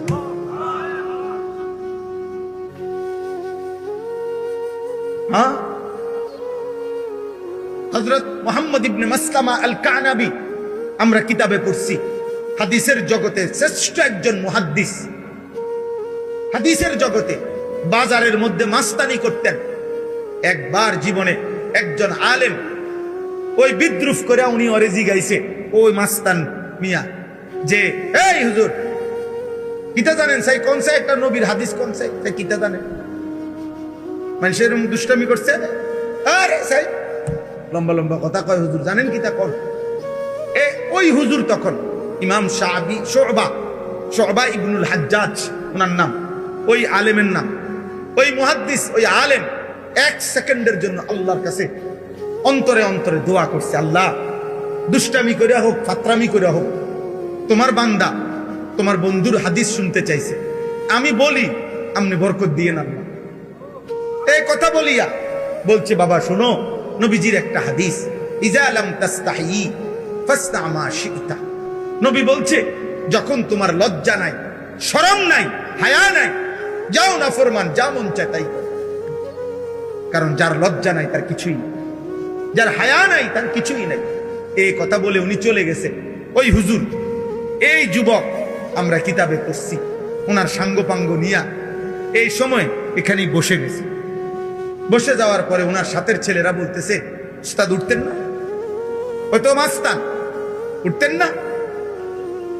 চলেন আড্ডা, আগের জায়গায় জুয়ার আড্ডা, মদের আড্ডা। তখন এই মুহাম্মদ ইবনে মাসলামা আল কানাবী, এই যুবক, এই সর্দার, সে বসে বলতেছে, শোন বেটা, কি বলছি বুঝছো হুজুরে? বলছে, হ্যাঁ শুনছি তো, কি বলছি? কয় তো নবীজি কি বলছে বুঝো নাই? কয় না বুঝি নাই। আরে নবী তো খোদার কসম, আল্লাহর নবীর এই হাদিস, নবী তো এটা আমারে বলছে রে, আমার লজ্জা শরম নাই, এই জন্য তো আমি যাকে ইচ্ছা তাকে জুলুম করি, যার তার ইচ্ছা সম্পদ লুণ্ঠন করি, আমি যা মন চায় তাই করি। এই কথা তো আমার নবী আমারই বলছে। শর্তরা এই সব সরাই দিয়া বলছে, যা জীবনের পরে ছেড়ে দিলাম। এই হুজুরের কাছে গিয়ে হাদিসের দর্শে বসছে। পরবর্তীতে এই ডাকাত ছেলে ওই জামানার শ্রেষ্ঠ মুহাদ্দিস, ওনার নাম এখন হাদিসের কিতাব আছে, হাদ্দাসানা মুহাম্মদ ইবনে মাসলামা আল কানাবি। আমরা হাদিস আবু দাউদ শরীফে বহু হাদিস আছে, এই ওনার নাম ইমাম আবু দাউদের উস্তাদ, কিন্তু একসময় জামানার ডাকাত ছিল। তাইলে সংশোধনের সম্ভাবনা আপনি আমি সিদ্ধান্ত দিতে পারেন না, মানে আপনি আমি এ কথা বলার অধিকার নাই, আর হইতো না। বুঝেন নাই এমনি কথাটা? আল্লাহ তাআলা হাদিসে আছে, নবীজি বলছেন 90 বছরের বুড়া, 90 বছরের বুড়া কোন দিন রাত গভীরে যদি 90 বছরের নাফরমান বুড়াও যদি গভীর রাতে একাকী চোখের পানি ফেলে পিছনের জিন্দিগির গুনাহ ছেড়ে দিয়ে আল্লাহর কাছে কায়মন বাক্যে তওবা করে মাফ চায়, নবীকে আল্লাহ ওয়াদা দিছে, বন্ধু 3টা শর্ত যদি আমি পাই, 1 গুনাহ ছেড়ে দিছে, 2 আর করবে না ওয়াদা দিছে, 3 লজ্জিত আর অনুতপ্ত হয়ে আমার কাছে মাফ চাইছে। বন্ধু আমি খোদার কসম, আমি আল্লাহর জাতের কসম, আমি 90 বছরের টানা গুনাহ নাফরমান আমি তারও মাফ করব। শর্ত হইল এই 3টা হইতে হবে, সে গুনাহ ছেড়ে দিতে হবে, আর করবে না, ওয়াদা দিতে হবে, লজ্জিত হয়ে আমার কাছে মাফ চাইতে। তাহলে যে মালিক 90 বছরের গুনাহ মাফ করে দিতে প্রস্তুত আছে, সেই মালিকের থেকে আপনি কাউকে নিরাশ করে দিবেন কেন? বুঝেন নাই কথা? আপনি তাকে না তারে দিয়ে হইতো না, কিতা হইতো না, আপনি কেমনে বুঝলেন? আপনি কেমনে বুঝলেন তারে দিয়ে হইতো না? এই ব্যাটারি দিয়ে হইতো না কেন? এই জন্য আমি আজকেও বুঝাইছি এক ভাইকে, যে ভাইয়া সবার আগে মনে রাখবেন, আপনি এই মহিলারে বদলাইয়া যে মহিলা নিবেন ওইটাও মহিলাই। এই জন্য প্রত্যেক পুরুষের বাবা, আমি প্রসঙ্গক্রমে বলতেছি, স্ত্রীর যেই কোনো রকমের অন্যায় আচরণে আপনার যত পেরেশানি হোক, সমাধান প্রথমেই আপনি তালাকের কাছে যাইয়েন না, সমাধান আপনি কইয়া লাইয়েন না 1 তালাক 2 তালাক, এই সমাধানে যাইয়েন না। আপনি সংশোধনের যত চেষ্টা কোরআনে আছে, রাসূলের হাদিসে আছে, উলামায়ে কেরামের কিতাবে আছে, আপনি আবার বুঝেন, আবার বুঝেন, আবার বুঝেন, আলেমে দ্বীন থেকে বুঝতে চেষ্টা করেন, বুঝতে চেষ্টা করেন। কিন্তু আগে কেউ বুঝতে চায় না, সবাই বুঝতে আসে দিয়ে সেরে। বুঝেন না আপনি কথাটা? 3 তালাক না 30টা দিয়া, এক লগে কতক্ষণ তালাক দিয়া, এরপরে আইয়ে বুঝতে। এখন কি করা হবে? এখন কি করা? এখন বয়ে বয়ে বন খাইবেন, বুঝেন? অন চা দিয়ে ভিজাইয়া বন খাইবেন। তালাক তো দিছে নি, সারছে তো, আর কি? মাথা ঠিক ছিল না, এত বড় মিথ্যাবাদী, মাথা ঠিক ছিল না। মানুষের পাগল যারা, পাবনা যারা পাগল, যার মাথা ঠিক নাই, তে বুঝি হেনে বইয়ে বইয়ে 1 তালাক 2 তালাক কর। তো তাহলে মাথা ঠিক ছিল না কি তা বলে? এটা কোনো যুক্তি হইল? আপনি বুঝেন নাই এটা? আপনি বুঝেন না মহিলারে 1 তালাক 2 তালাক 3 তালাক বললে মহিলার তালাক হয়? আপনি এটা জানেন না, বুঝি না জানলে আপনি এটা কইছেন কেমনে? বুঝেন না আপনি কথাটা? এটা মিথ্যা কথা না? আপনি বলে হে গোটা বলে মাথা ঠিক আছে, কি মাথা ঠিক আছে? মাথা আগের চাইতে বেশি ঠিক আছে। এই জন্যই তো তুমি এটা বলছো, এটা বললেই তো তুমি বুঝো যে এটা দিয়ে বেডির সাথে বিচ্ছিন্ন হইতে হয়, নাহলে এটা বললা কেন? এই জন্য আমি উদাহরণ দিলাম। হ্যাঁ, অপরাধ আছে চলার পথে, নারী পুরুষের, স্বামী স্ত্রীর কারো না কারো পক্ষের বাড়াবাড়ি হইতেই পারে, কিন্তু সমাধানে কেন প্রথমে? কত আমি এই সেদিনও কিছুদিন আগে, আহা এটা বলাও তো লজ্জার বিষয়, সেই ছেলে বলতেছে কাইন্দা আমারে জড়ায় ধরে, হুজুর আমি নিজ কানে শুনছি, হুজুর আমার মা, আমার আব্বা আমার মারে তালাক দিছে, কাজ্জা করে ঝগড়া করে, কিন্তু এখন মা বাবা নিজের আবার আগের মতোই থাকতেছে, কেউ রে বলেও না, হেরা হেরা আবার মিল্লা গেছে। কিন্তু হুজুর আমি তো জানি, আমি নিজ কানে শুনছি, আমি তো জানি এটা হারাম। তাহলে আমনে এই সমাজ আনলো না, কিন্তু আসমানওয়ালা কথা বলেন না, আল্লাহ জানে না? আল্লাহকে ফাঁকি দিবেন কেন? আখিরাত বরবাদ করে ফেললেন কেন? বলার আগে ভাবলেন না কেন? ইসলামের মধ্যে একাধিক পন্থা আছে, অসংখ্য ব্যবস্থাপনা কোরআনুল কারীমের মধ্যে আছে। সূরা নিসা পুরাটা কোরআনুল কারীমে মহিলাদের সংক্রান্ত একটা পূর্ণাঙ্গ সূরা আছে, সূরা নিসা। এই নিসা শব্দের অর্থই নারীগণ। কোরআন শরীফে পুরুষগণ এই নামে কোনো সূরা নাই, কিন্তু নারীর নামে সূরা আছে। পুরুষের নামে কোনো সূরা নাই, মানে পুরুষগণ এ কথা নামে নাই, কিন্তু নারীগণ বহু বচন এই নামে সূরা আছে।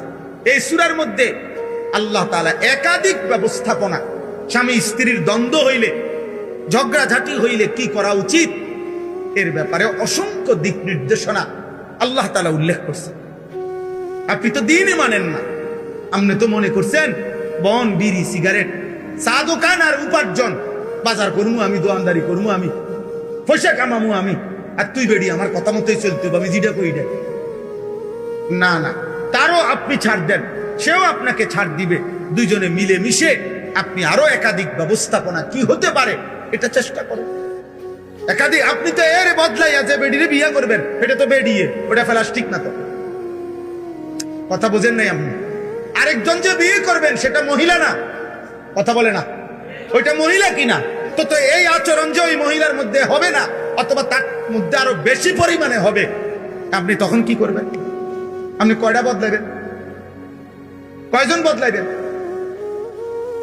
বলে এটা বললে কইবেন যে হুজুরে মহিলা করলে পক্ষে বেশি কইছে। না না, বেশি বলা উদ্দেশ্য আমি বুঝাইতে চাচ্ছি, আমরা বুঝাইতে চাচ্ছি যে সংশোধনের চেষ্টা, সংশোধনের কি চেষ্টা, এটা ইসলামী শরীয়তের আল্লাহর বিধান। আল্লাহর বিধান, আল্লাহর বিধান, আল্লাহর বিধান। কোন মুসলিম বাবা মার প্রথম দায়িত্ব খোদার কসম, সন্তান পরিবারের ঈমান আমল। আপনাদেরকে ঘটনা শোনাই কিতাবে, আমার কাছে আরবি কিতাব আছে। হযরত উমর রাদিয়াল্লাহু তাআলা নূর জামানা, উমর রাদিয়াল্লাহু তাআলা নূর যখন খলিফা, তো এক বাবা উমর রাদিয়াল্লাহু তাআলা নূর কাছে আয়েশা বলছে, আমার সন্তান আমার খেদমত করে না, আমার হক আদায় করে না, আপনার কাছে বিচার চাচ্ছি। উমর রাদিয়াল্লাহু তাআলা নূর ওনার ছেলেকে ডাকছেন, ডাইকা বলছেন, তুমি তোমার বাবার হক আদায় করছো না কেন? বাবারে কষ্ট দিচ্ছ কেন? উত্তর দাও। এই তখন ছেলে, হাদিসে আছে, ওই ছেলেটা উমর রাদিয়াল্লাহু তাআলা আনহুকে প্রশ্ন করছে, আমিরুল মুমিনিন, আপনি আমার আগে আপনি বলেন, আমার বাপে আমার কাছে যেমন, আমার উপরে যেমন হক আছে, আমার কোনো হক আমার বাপের উপরে ছিল কিনা, আমার কোনো প্রাপ্য আসেনি আমার বাপের নিকট, সেটা কি বলেন? হাদিসে স্পষ্ট আছে। হযরত উমর বলছে, হ্যাঁ, তুমি আর তোমারও 3টা হক আছে তোমার বাবার নিকটে, তোমার বাবার যেরকম হক আছে তোমার নিকটে, তোমারও 3টা হক আছে তোমার বাবার নিকটে। তো ওই ছেলেটা বলল, সেগুলা কি বলে?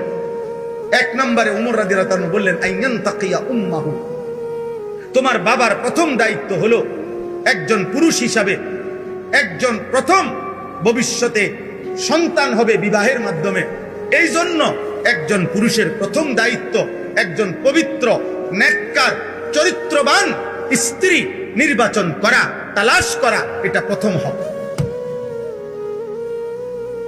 যে ব্যক্তির স্ত্রী অসৎ চরিত্রহীন, বেপর্দা, বেহায়া নারী যে বিবাহ করছে, তুমি যদি সন্তান হয় তোমার, তো খোদার কসম তুমি তোমার সন্তানের হক নষ্ট করো। তুমি একটি বেহায়া নারীকে তার মা বানাই, যার সাথে তুমি বিবাহ বহির্ভূত হয়তো 5 বছর প্রেম করছো, হারাম সম্পর্ক করছো, এই নারী চরিত্রবান না, এই নারী চরিত্রবান না। এ তোমার জীবনও বরবাদ করবে, তোমার আগত সন্তানের জিন্দগিও বরবাদ। রাস্তার ভালোবাসা আর চটপুটির ভালোবাসা আর সংসারের ভালোবাসা এক কথা না। চটপুটির দোয়ানের ভালোবাসা আর পার্ক আর রেস্তোরাঁ আর মোবাইল আর ফেসবুকের ভালোবাসা, রাত্র গভীরের ইউটিউবের ভালোবাসা, নর্তকীর ভালোবাসা আর বাস্তবতার সংসারের ভালোবাসা এক। সিনেমার নর্তকীর হাসি আর প্রেমের সুন্দর সুন্দর কথা, ওই বেড়ি তো 3 মাসেও একদিন কোনো কাম কাজ করে না, আর তোমার ঘরের স্ত্রী তো সকালবেলার ভোর থেকে নিয়ে রাত 10টা পর্যন্ত মহিলা তো সংসারের হাজারো কাজ আঞ্জাম, তারে ওই বেডির লোকে তুলনা করলে হবে না, তাকে তার অবস্থার সাথে তুলনা করে তার জিন্দিগির সাথে মিলাই যায়। তাহলে 1 নম্বরে একটি পবিত্র মা নির্বাচন করা, স্ত্রী নির্বাচন করা সন্তানের হক। কে বললেন? কথা বলে না, কে বলছিলেন? 2 আইয়ুহসিনা ইসমাহু, তোমার একটি সুন্দর নাম নির্বাচন করা, একটি সুন্দর নাম রাখা সন্তানের হক বাবার নিকট। 3 নম্বর আইয়ুআল্লিমাহুল কোরআন। হযরত ওমর বলছেন তোমার 3 নম্বর হক সন্তানের তার বাবার মার নিকট, বাবার নিকট তাকে আল্লাহর কোরআন শিক্ষা দাও, আল্লাহর কোরআন শিক্ষা দেওয়া, দ্বীন শিক্ষা দেওয়া। বিশ্বাস করেন ওই ছেলেটা, ওই যুবক তখন বলছে আমিরুল মুমিনিন, মহান আল্লাহকে সাক্ষী রেখে আমার আব্বাকে বলেন উনি আমার এই 3 হক আদায় করছেন। উনি বলেন আমি সব জানি, আমিরুল মুমিনিন আমার মা কেমন ছিল ওনারে বলতে বলে, আমার এটা কি নাম রাখছে আমার নামের অর্থ বলতে বলেন, আর আমার আল্লাহর কোরআন কোনদিন দ্বীন শিখতে বলছে কিনা জিজ্ঞেস করে। হযরত ওমর জিজ্ঞেস করছে বাবা তুমি উত্তর দাও। ওই বাবা মাথা নোয়ায় ফেলছে। স্পষ্ট কিতাবে আছে হযরত ওমর তখন ধমক দিয়ে বললেন তুমি যেমন তোমার সন্তানের হক নষ্ট করেছ তো অপেক্ষা করো, কাজেই তোমার সন্তান তোমার হক নষ্ট করছে। ইট ফর টেট, ইট মারলে পাক্কেল খেতে হয়। কামা তাদিনু তুদান, যেমন কর্ম তেমন।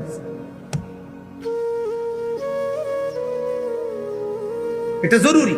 আমি তো এই জন্য ছেলেদেরকে সবসময় বলি আব্বা তোমার আজকের এই মোবাইল, আজকের এই নারীর আসক্তি, আজকে তোমরা যারা নওজোয়ান ছেলে দিবানিশি মোবাইল চালাও, নারী দেখো, ছবি দেখো, অশ্লীল দৃশ্য দেখো, নামাজ নাই, সেজদা নাই, পাক নাফাক নাই, পবিত্রতার ধার ধারণা।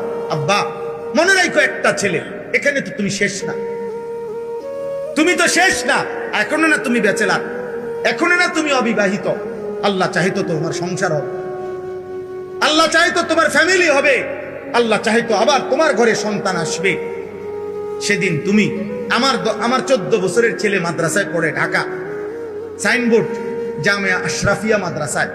তো এ বছরের শুরুতে রমজানের সময় ওই আমারে বলছিল আব্বু নাহভিমির জামাত, আমার ছেলে এখন যেই জামাতে পড়ে, আব্বু আমি একটা কিতাব আছে গুলিস্তা ফার্সিতে, এইটা কঠিন, আমি এটা পারতাম না, আমি এটা পারি না, বুঝি না, আমি এটা দেখছি একটু। আমি তারে বুকে জড়াইয়া বলছি আব্বা আমিও এই নাহভিমির জামাতে 1996 সালে এই জামাতে আব্বা আমিও পড়ছি, এবং আব্বু এটা একদম সহজ, আব্বু পড়ছি এটা, আব্বু এটা পড়ার সময় জানি এটা আব্বা কঠিন হবে না। আর আমি এই জামাতে 1996 সালে বাংলাদেশ কওমি মাদ্রাসা শিক্ষা বোর্ডে বেফাকে সারা বাংলাদেশে সেকেন্ড হয়েছি, 2 নাম্বার স্ট্যান্ড করেছি, তুই পারবি আব্বা। তো এটা বলার পরে তারে তো মাদ্রাসায় বুঝাইয়া পাঠাইলাম। তো আলহামদুলিল্লাহ কোরবানের আগে যখন প্রথম মূল্যায়ন পরীক্ষা হয়েছে, আমার সন্তান 7 বিষয়ের মধ্যে ওই বিষয়টাতেই সবচেয়ে বেশি নাম্বার। তো আমার বলার উদ্দেশ্য কি, এটা কি বুঝাইতে চাই, তোমাদের ছেলেদেরকে বুঝাইতে চাই আব্বা আমি আমার ছেলেটাকে আমার ছাত্র জীবনের 96 সালের ঘটনা বলে উৎসাহিত করছি আমার ছেলেকে। এখন তোমরা যে সমস্ত ছেলে এখানে আসো, যে কয়জনে আসো, প্রিয় ভাই একজন হইল ভাইবো যে মনে করো আল্লাহ হায়াত দিলে আগামী 20 বছরের মাথায়, আগামী 25 বছর পরে তোমার সন্তান যখন 14 বছর হবে, 12 বছর হবে, 10 বছরে তোমার সন্তান হবে, তুমি তারে কি বলবা, নিজের গল্প কি বলবা, নিজের কাহিনী কি বলবা? তুমি নিশ্চয়ই এটাই বলবা যে বাবা আমি তোর সেই বাপ, 16 বছর বয়সে আমি বাপ, তোর সেই বাপ, আমি যখন 16 বছর বয়সী ছিলাম সারা রাত মোবাইলে উলঙ্গ ছবি দেখতাম, নর্তকীর নাচ দেখতাম। আমি তোর সেই নাফরমান বাপ যে কোনোদিন 5 ওয়াক্ত নামাজ পড়ি নাই, যে 365 দিনে কোনোদিন ফজরের নামাজ পড়ি নাই। আমি তোর সেই নিকৃষ্ট বাপ, তুই আমার সন্তান নাই তো তুই কি বলবি নাফরমান পর? বলো আব্বা, একটা ছেলে বলো, একটা বেনামাজি নাফরমান চরিত্রহীন যুবক নারী দেখে, ছবি দেখে, মদের আড্ডা, জুয়ার আড্ডা, নারীর আড্ডা, অসৎ বন্ধুদের আড্ডা, এখানেই শেষ? তুমি সামনে আগাইতা না? তুমি সামনে আগাইতা না? বলে হযরত ইমাম শাফিঈ রাহমাতুল্লাহি আলাইহি, আমাদের চার মাযহাবের একজন ইমাম, ইমাম শাফিঈ জগৎ বিখ্যাত মুজতাহিদ ছিলেন, সারা পৃথিবী স্বীকৃত ইমাম ছিলেন তিনি। ইমাম শাফিঈ রাহমাতুল্লাহি আলাইহি পরিষ্কার বলছে, হে মুসলমান, আল্লাহর কসম, আয-জিনা কারজুন। নাউযুবিল্লাহ। ইমাম শাফিঈ বলে গেছে যে শোনো, ব্যভিচার, নারীর সাথে হারাম সম্পর্ক, খোদার কসম তিনি বলছে এটা একটা ঋণ, যে করলা মনে রেখো, তওবা না করিলে, আল্লাহ মাফ না করিলে, তোমার ফ্যামিলির কাউকে দিয়ে অচিরেই সেই ঋণ তুমি শোধ দিতে হবে। খোদার কসম, আদ্দা ওয়াদ্দাওয়া কিতাবে এটা, তোর বিবি শোধ দিবে, তোর মেয়ে শোধ দিবে, তোর বোন শোধ দিবে তোর ব্যভিচারের, তোর নোংরামির শোধ তোর বিবি দেবে, তোর স্ত্রী, তোর মা, তোর বোন, তোর কন্যা। নাউযুবিল্লাহ। সেদিন বুঝবা জীবন কত কঠিন। আমাদের কুমিল্লা মুরাদনগরে একজন আলেমে দ্বীন, এই কোরআন সামনে বললাম ভাই, উনি নিজে বলছে এক মেয়ে এক ছেলের সাথে ভাগ্যা গেছে, ওই এলাকায় ভাগ্যা যাওয়ার পরে বাফে তালাশ করতে করতে না পাইয়া মামলা করছে পোলার নামে। পোলার সন্ধান জানতো কিন্তু খুঁজে পাচ্ছিল না। পোলার নামে, নাম ঠিকানায় যখন মামলা করছে, তখন ওই মেয়ে, কসম আল্লাহর, ওই আলেম জীবিত আছে, যদি কারো চ্যালেঞ্জ করতে মন চায় আমি নিয়ে যাবো তোমার ওই হুজুরের কাছে, আমি ইচ্ছা করে নাম বলতেছি না আর কি। ওই হুজুর বলল, ওই বাফে যখন মামলা করছে ছেলের নামে, ওই মেয়েটা একটা চিঠি পাঠাইছে তার বাপের কাছে। চিঠির মধ্যে লিখছে, আব্বা, যেই কাজটি আপনি আমার মায়ের সাথে, আপনি যেটা করেছিলেন হুবহু আমি তাই করলাম, আমার বেলায় মামলা করলেন কেন? তার মানে আপনি জবাব দেন আব্বা, আপনি কি আমার মারে ভাগাইয়ে নিয়ে বিয়ে করেন নাই? আমি তো জানি। তো একই কাজ আমি করলাম, এখন আমার বেলায়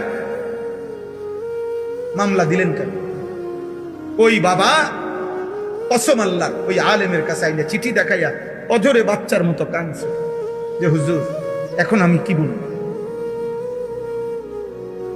আমি আমার মেয়েরে ফিরাই আনবো কেমনে? আমার মেয়ে তো কোনোভাবেই বুঝাই যায়, সেটাই বুঝাচ্ছে যে বাবা আমি ইচ্ছা করে গেছি, তোমার কি এখানে? কিন্তু সে তো আমার নিজের ইজ্জতের উপরে, অস্তিত্বের উপরে কি দিল? আর কিছু বলার আছে? বলা কথা বলেন না কেন? এই জন্য দোস্ত আমার, প্রিয় ভাই আমার, আমি এটাই চাইছিলাম, আমরা এটাই চাই প্রতিদিন। আমার কষ্ট হয়, ওই ভাই রাগ করছে, রাগ করুক, কোনো অসুবিধা নাই, কিন্তু এই স্ট্যান্ড আর হাতে ধরা মোবাইল এক কথা না। এই যে দেখেন আপনাদের এখন মনোযোগ, প্রত্যেকের কম বেশ আমাদের দিকে আন্তরিকভাবে একটা মনোযোগ আছে। এটা যদি মোবাইল ধরে রাখতেন, ভিডিও করে আজ্ঞাইতো, পিচ্ছাইতো, এটারে এরম করতো, সবার দিকে উড়াইতো, এই মনোযোগটা কি তৈরি হইতো? এই কথাটা দিলে পৌঁছতো? আমি তো আগেই বলছি, পরিবর্তন তো কার হাতে? আল্লাহ। পরিবর্তন আল্লাহর হাতে, আল্লাহর হাতে, আল্লাহর। গতকালকে যখন আসার পরে আমি বয়ান করছি, গতকাল ওই মন কষায়ের একটা জায়গা আছে, কসবার পরে ওইখানে অজোরে বৃষ্টি হইতেছে মসজিদে, মানে বাহিরে একেবারে পুরা বৃষ্টির মধ্যে ফুল বৃষ্টি হইতেছে মুষলধারে। আলহামদুলিল্লাহ, আমি আমার বয়ান করে গেছি, মসজিদে ভরপুর যে কয়জন মানুষ ছিল বলে গেছি। আল্লাহর কথা বলতে থাকা, আল্লাহর কথা বলতে থাকা, আল্লাহর কথা বলতে থাকা, আল্লাহর কথা বলতে থাকা। দোস্ত আমার, ভাই আমার, বন্ধু আমার, প্রত্যেকের কাছে অনুরোধ রইল। আমি এবার আমার কথার সমাপ্তির দিকে আসতেছি। এই আয়াতগুলো লম্বা, আমি ব্যাখ্যা তাফসীর করতে হবে না, শুধু অর্থ বললে আপনারা বুঝবেন। একটা কথাই শুধু আল্লাহ এই আয়াতগুলোতে বলছে, এই 7টা আয়াতে আল্লাহ বলছে, বান্দা, কোরআন আমি পাঠাইছি, রসুল আমি পাঠাইছি, আর তাওহীদ ঈমানের কালেমা আমি দিয়েছি, তোমরা কোনোভাবে আমার তাওহীদকে অবজ্ঞা করো না, আমার রসুলকে অবজ্ঞা করো না, আমার কোরআনকে অবজ্ঞা করো না। এর যেই কোনো একটা বিধানকে তুচ্ছ করা, অবজ্ঞা করা, এটা যেন আমি আল্লাহর উপরে তুমি একটা মিথ্যা অপবাদ দিলে, অপবাদ দিলে, তুমি যেন আমার গায়ে হাত দিলা, তুমি যেন আমি আল্লাহর অস্তিত্বে আঘাত করলাম, আঘাত করলাম। এই জন্য এই তিনটি জিনিস, কোরআন, রাসূলুল্লাহ সাল্লাল্লাহু আলাইহি সাল্লাম এবং তাওহীদ। তাওহীদ কি বুঝেন? লা ইলাহা ইল্লাল্লাহ, এটাই তাওহীদ। তাওহীদ মানে একত্ববাদ আর কি। লা ইলাহা ইল্লাল্লাহ, এই বাক্য এটা কতদিন থেকে? 10-20 বছর আগ থেকে, নবী সাল্লাল্লাহু আলাইহি সাল্লামের জামানা থেকে? জি না, যেদিন থেকে পৃথিবী, যেদিন থেকে কায়নাত, যেদিন থেকে গোটা জমিন ও আসমান, এই অস্তিত্বের প্রথম সেকেন্ড থেকে এই কথা গুঞ্জরিত হচ্ছে জমিনে, আসমানে, আরশে, ফেরেশতার জবানে, মখলুকাতের জবানে, সোয়া লক্ষ নবীর জবানে, আউলিয়া, উলামা, আতকিয়া, আসফিয়া, মুহাদ্দিসিন, মুফাসসিরিন, সমস্ত ইমানদার, সমস্ত নবী, সমস্ত ফেরেশতা, মহান আল্লাহর জবানে এই এক বাক্যই উচ্চারিত হচ্ছে, লা ইলাহা ইল্লাল্লাহ। এটা এই কায়নাতের সবচেয়ে দামি বাক্য। এর চাইতে দামি কোনো কথা হইতে পারে না। এই জন্য নবী সাল্লাল্লাহু আলাইহি সাল্লাম বলছেন, ইফতাহু সিবিয়ানাকুম আউয়ালা কালিমা লা ইলাহা ইল্লাল্লাহ। তোমাদের বাচ্চা, তোমাদের সন্তানের প্রথম কালেমা, প্রথম বাক্য, এই কথা বলাও, লা ইলাহা ইল্লাল্লাহ। বলো বলো আঙ্কেল, আঙ্কেল বলো, বলো বলো আঙ্কেল, চাচ্চু চাচ্চু বলো। আশ্চর্য, আঙ্কেল সি, আঙ্কেলিটা বুঝি এতবার মস্ক করার লাগে, বুঝছেন না? নানা ভাই, নানা ভাই বলো, নানা ভাই, নানা ভাই মস্ক করাইতে আছে আবার চাচ্চু, আম্মু। আরে না, আল্লাহ নবী সাল্লাল্লাহু আলাইহি সাল্লাম বলছে প্রথম এই জবানে বাচ্চার মস্ক করাও কি? লা ইলাহা ইল্লাল্লাহ, লা ইলাহা ইল্লাল্লাহ। মান কানা আখিরু কালামিহি লা ইলাহা ইল্লাল্লাহ দাখালাল জান্নাহ। আবার নবী বলছে যার শেষ কালেমা হবে মৃত্যুর মুহূর্তে লা ইলাহা ইল্লাল্লাহ, সাথে সাথে জান্নাত। তাওহীদ যেন হয় প্রথম দিনের সবক, তাওহীদ যেন হয় শেষ দিনের সবক, তাওহীদ যেন হয় জবানের প্রথম বাক্য, তাওহীদ যেন হয় জবানের শেষ। তাওহীদ মানে কি বলেন না? লা ইলাহা ইল্লাল্লাহ। এই কথা এক যাররা অস্বীকার করে, আল্লাহ বলেন আমার গায়ে অপবাদ দাও, আমারে মিথ্যা অপবাদ দাও, আমি তারে ছাড়বো না, আমি তারে ছাড়বো না রে বান্দা। 2, আমার রাসূলের এক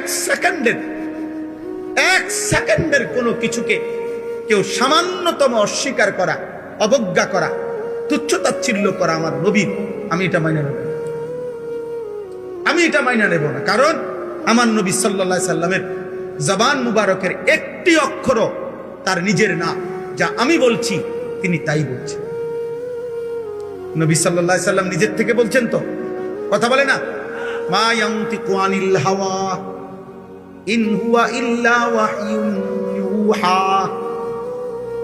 আল্লাহ বলে কসম, আমার নবী নিজের থেকে বলে না, আমি যা ওহী নাজিল করি তাই বলে। আল্লাহ বলছে ওয়া ইন্নাকা লাআলা খুলুকিন আযীম। কসম করে বলছি বন্ধু, চরিত্রের আর আখলাকের সমস্ত গুণ সর্বোত্তম বানিয়ে আমি আপনাকে দুনিয়াতে পাঠিয়েছি, আপনার সব সেরা। নবী সাল্লাল্লাহু আলাইহি সাল্লামের বাহ্যিক যত গুণ সব শ্রেষ্ঠ, আত্মিক আভ্যন্তরীণ যত গুণ সব সর্বশ্রেষ্ঠ। চেহারা অঙ্গে সৌন্দর্যে তিনি অতুলনীয়, রূপে যেমন অতুলনীয়, গুণেও তিনি অতুলনীয়। নবী সাল্লাল্লাহু আলাইহি সাল্লামের বাহ্যিক বেশভূষা এটাও সবচেয়ে সুন্দর, নবীজির আত্মিক গুণাগুণ সব শ্রেষ্ঠ সুন্দর। এই জন্য নবী সাল্লাল্লাহু আলাইহি সাল্লামের নাকের চাইতে সুন্দর নাক আল্লাহ সৃষ্টিতে নাই, নবীজির চোখের চাইতে সুন্দর চোখ মুবারক কায়নাতে আর নাই, নবীজির আঙ্গুল মুবারকের চাইতে সুন্দর আঙ্গুল এই সৃষ্টিতে আর নাই, নবীজির ঘাম মুবারকের চাইতে সুঘ্রাণ এই সৃষ্টিতে আর কারো নাই, নবী সাল্লাল্লাহু আলাইহি সাল্লামের হাসির চাইতে সুন্দর হাসি সৃষ্টিতে আর কারো নাই। নবীজির কান্নার সাথে সুন্দর কান্না সেই সৃষ্টিতে আর কারো নাই। নবীজির হাঁটার স্টাইলের সাথে সুন্দর স্টাইল আর কায়নাতে কারো নাই। নবী সাল্লাল্লাহু আলাইহি সাল্লামের পোশাকের মতো সুন্দর পোশাক খোদার কসম কায়নাতে আর কারো নাই। নবীজির ধৈর্যের সমান কারো ধৈর্য নাই। নবীজির সহ্য ক্ষমতার সমান কারো নাই। নবীজির বীরত্বের সমান কারো নাই। নবীজির সেজদার মতো কারো সেজদা নাই। নবীজির রুকুর মতো কারো রুকু নাই। নবীজির তেলাওয়াতের মতো কারো তেলাওয়াত নাই। वो खालिकियत में बेमिसाल, ये हुस्न कमाल में बेमिसाल। উনি আল্লাহ, উনি যেমন তুলনাহীন, ইনি মুহাম্মদ, ইনিও তুলনাহীন। ইনিও কি তুলনায়। কাকে ছেড়ে দিলাম? মুসলমানের সন্তান, কার চুলের ডিজাইন ছেড়ে দিলা? কার চুলের ডিজাইন গ্রহণ করে? কার জামা ছেড়ে দিলা? কার জামা পরলা? কার গেঞ্জি ছেড়ে দিলা? কার গেঞ্জি পরলা? কার চেহারা বানাইলা? আরেকবার ভাইবা। এই পৃথিবীতে এই কয়দিন আগেও আমেরিকার একজন মুসলিম, আমেরিকার উচ্চ শিক্ষিত ব্যক্তি, গোটা আমেরিকান, সারা ইউরোপের যারা জ্ঞানী গুণী খ্রিস্টান, ওরা পর্যন্ত এই কিতাবকে, এই বইটিকে, নবীজির জীবনীটাকে একটি নির্ভরযোগ্য চমৎকার কিতাব হিসাবে স্বীকৃতি দান করছে। এই পৃথিবীতে যতবারই আমাদের নবী সাল্লাল্লাহু আলাইহি সাল্লামকে পেশ করা হয়েছে, যার সামনে পৃথিবীর সর্বোচ্চ জ্ঞানী গুণী, তিনি অকপটে স্বীকৃতি দিতে বাধ্য হয়েছে, ইনি সেরা, ইনি শ্রেষ্ঠ। মুহাম্মদ সাল্লাল্লাহু আলাইহি সাল্লাম ওয়ান্ডারফুল ম্যান। সবচেয়ে অবাক করা, বিস্ময়কর, মাত্র 23 বছরে এত বেশি বর্ণাঢ্য কাজ, এত একটি পূর্ণাঙ্গ জীবন বিধান, একটি পূর্ণাঙ্গ আখলাক, একটি জীবনের মৃত্যু পর্যন্ত, একটা নিঃশ্বাস পর্যন্ত ঠিক করে দেওয়া সময় নিছে মাত্র 23 বছর। এটা মিরাকল, এটা মুজিজা, এটা আশ্চর্য ছাড়া কিছু আর কিছু দাঁড়িয়ে। আফসোসের কথা, কত বড় ধন আল্লাহ করে দিছিলেন, আমরা ফিরাই দিলাম। দাড়ি কাটা মুসলমান ফিরাইয়া দিলা তোমার নবীকে, বিড়ি খাওয়াই না মুসলমান ফিরাইয়া দিলা তোমার নবীরে, হারাম উপার্জনকারী মুসলমান ফিরাইয়া দিলা তোমার নবী, বেপর্দা নারী ফিরাইয়া দিল তার নবীকে, বেনামাজি মুসলমানের যুবক ফিরাইয়া দিলি তোর নবীকে। গ্রহণ করলি আর্জেন্টিনার বেঈমান রে, গ্রহণ করলি ব্রাজিলের বেঈমান রে। বদনসিব, কারে ছেড়ে কারে নিল, কাকে ছেড়ে কাকে নিল, কার গেঞ্জি গায়ে দিলি রে আমরা। এই পৃথিবীতে, এই পৃথিবীর, এই বিশ্বের মানবতার উন্নয়নে ওদের কি অবদান? খেলোয়াড়, খেলা ছাড়া, তামাশা ছাড়া, এই খেলার দ্বারা, এই বিশ্বকাপ খেলার দ্বারাই এই পৃথিবীর উপকার কি? আখিরাত বাদ দেন, রাখেন ফোন। এই পৃথিবীর কি উন্নতি হয়েছে? পৃথিবীর থেকে অভাব, দারিদ্রতা, দুর্নীতি, এরপরে মানুষে মানুষে খুনাখুনি, অথবা দেশে দেশে যুদ্ধ, পারমাণবিক যুদ্ধ, অথবা বিভিন্ন বোমাবাজি, অথবা মানুষের জান মালের যত ক্ষয়ক্ষতি হইতেছে, এর কোন একটির পরিবর্তনের জন্য এই খেলার কি অবদান? বলো না ভাই, বলো। একটা ছেলে বলো বেটা, দাঁড়ায় বলো, হিম্মত করে বলো তো, তুমি তোমার কাছে যে এই পৃথিবীর কি অবদান হয়েছে, মানে পৃথিবীর উপকার কি হয়েছে? উল্লাস ছাড়া, তামাশা ছাড়া এই পৃথিবীর কি উন্নতি হয়েছে বলে? আমরা কোনোভাবেই বুঝাইতে পারলাম না আমাদের সন্তানদেরকে, আমাদের সন্তানদেরকে। আফসোস।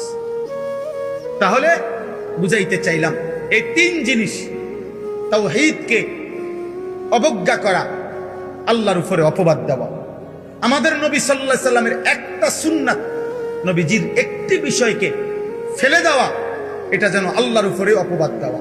মানে আল্লাহকে এটা বলা, আপনি আপনার নবীর মধ্যে যেটা দিছেন, এই নিয়ম কানুন এটা ঠিক হয়েছে না, এটা আমার তো ভালো লাগে না। কথা বলেন না কেন? কোরআনুল কারীমের একটি কথাকে নিজের জীবন থেকে সরিয়ে দেওয়া, এটা আল্লাহর উপরে অপবাদ দেওয়া যে হে মাওলা, আপনি কোরআনের নামে যেটা দিছেন এটা এই পরিবেশে বর্তমান পরিস্থিতিতে যথোপযুক্ত না। আল্লাহ বলেন, এবার আসেন তর্জমা। আল্লাহ বলে, যার দ্বারা এই তিনটি যার জীবন থেকে ছুটে যায়, তাওহীদ, রিসালাত, কোরআন, আল্লাহর বিশ্বাস, নবী সাল্লাল্লাহু আলাইহি সাল্লামের ভালোবাসা, আরে কোরআন, কোরআনের অনুসরণ, আল্লাহ বলেন সে সবচেয়ে বড় জালেম, সে আমি আল্লাহর উপরেই প্রতিদিন অপবাদ দিচ্ছি। তোমরা যারা মুসলমানের ঘরে জন্ম নিয়ে ছেলেরা আমার প্রিয় ভাই, ইসলামকে প্রতিনিয়ত প্রত্যাখ্যান করছ, এটা ঠিক না। আল্লাহকে এইভাবে প্রতিদিন ফিরায় দেওয়া, প্রতি ওয়াক্ত নামাজে কোরআনে আছে, প্রতি ওয়াক্ত নামাজের আজানে খোদার কসম আল্লাহ বলছে, বান্দা মূলত মুয়াজ্জিন ডাকে না, মূলত আমি ডাকি। ইজা নুদিয়া, এটা মজহুলের সিগা, অর্থ হইল যখন আমি আল্লাহর পক্ষ থেকে তোমাকে ডাকা হয়, লিসসালাতি মিন ইয়াউমিল জুমআ, জুমার নামাজের জন্য। তাহলে নামাজের জন্য ডাকে যে মুয়াজ্জিন, মূলত কার পক্ষ থেকে ডাকে?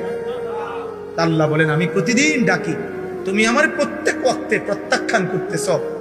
তারপরেও বান্দা মনে রেখো, ভাত খাওয়াইতেছি, ঘুম পাড়াইতেছি, দুনিয়া চলতে দিচ্ছি, খুব আহামরি কিছু না এগুলা, কিন্তু আমি আল্লাহ তাআলা আখিরাতে চোখ বন্ধ হইলে কবরে 1 সেকেন্ডের জন্য আর ছাড়বো না।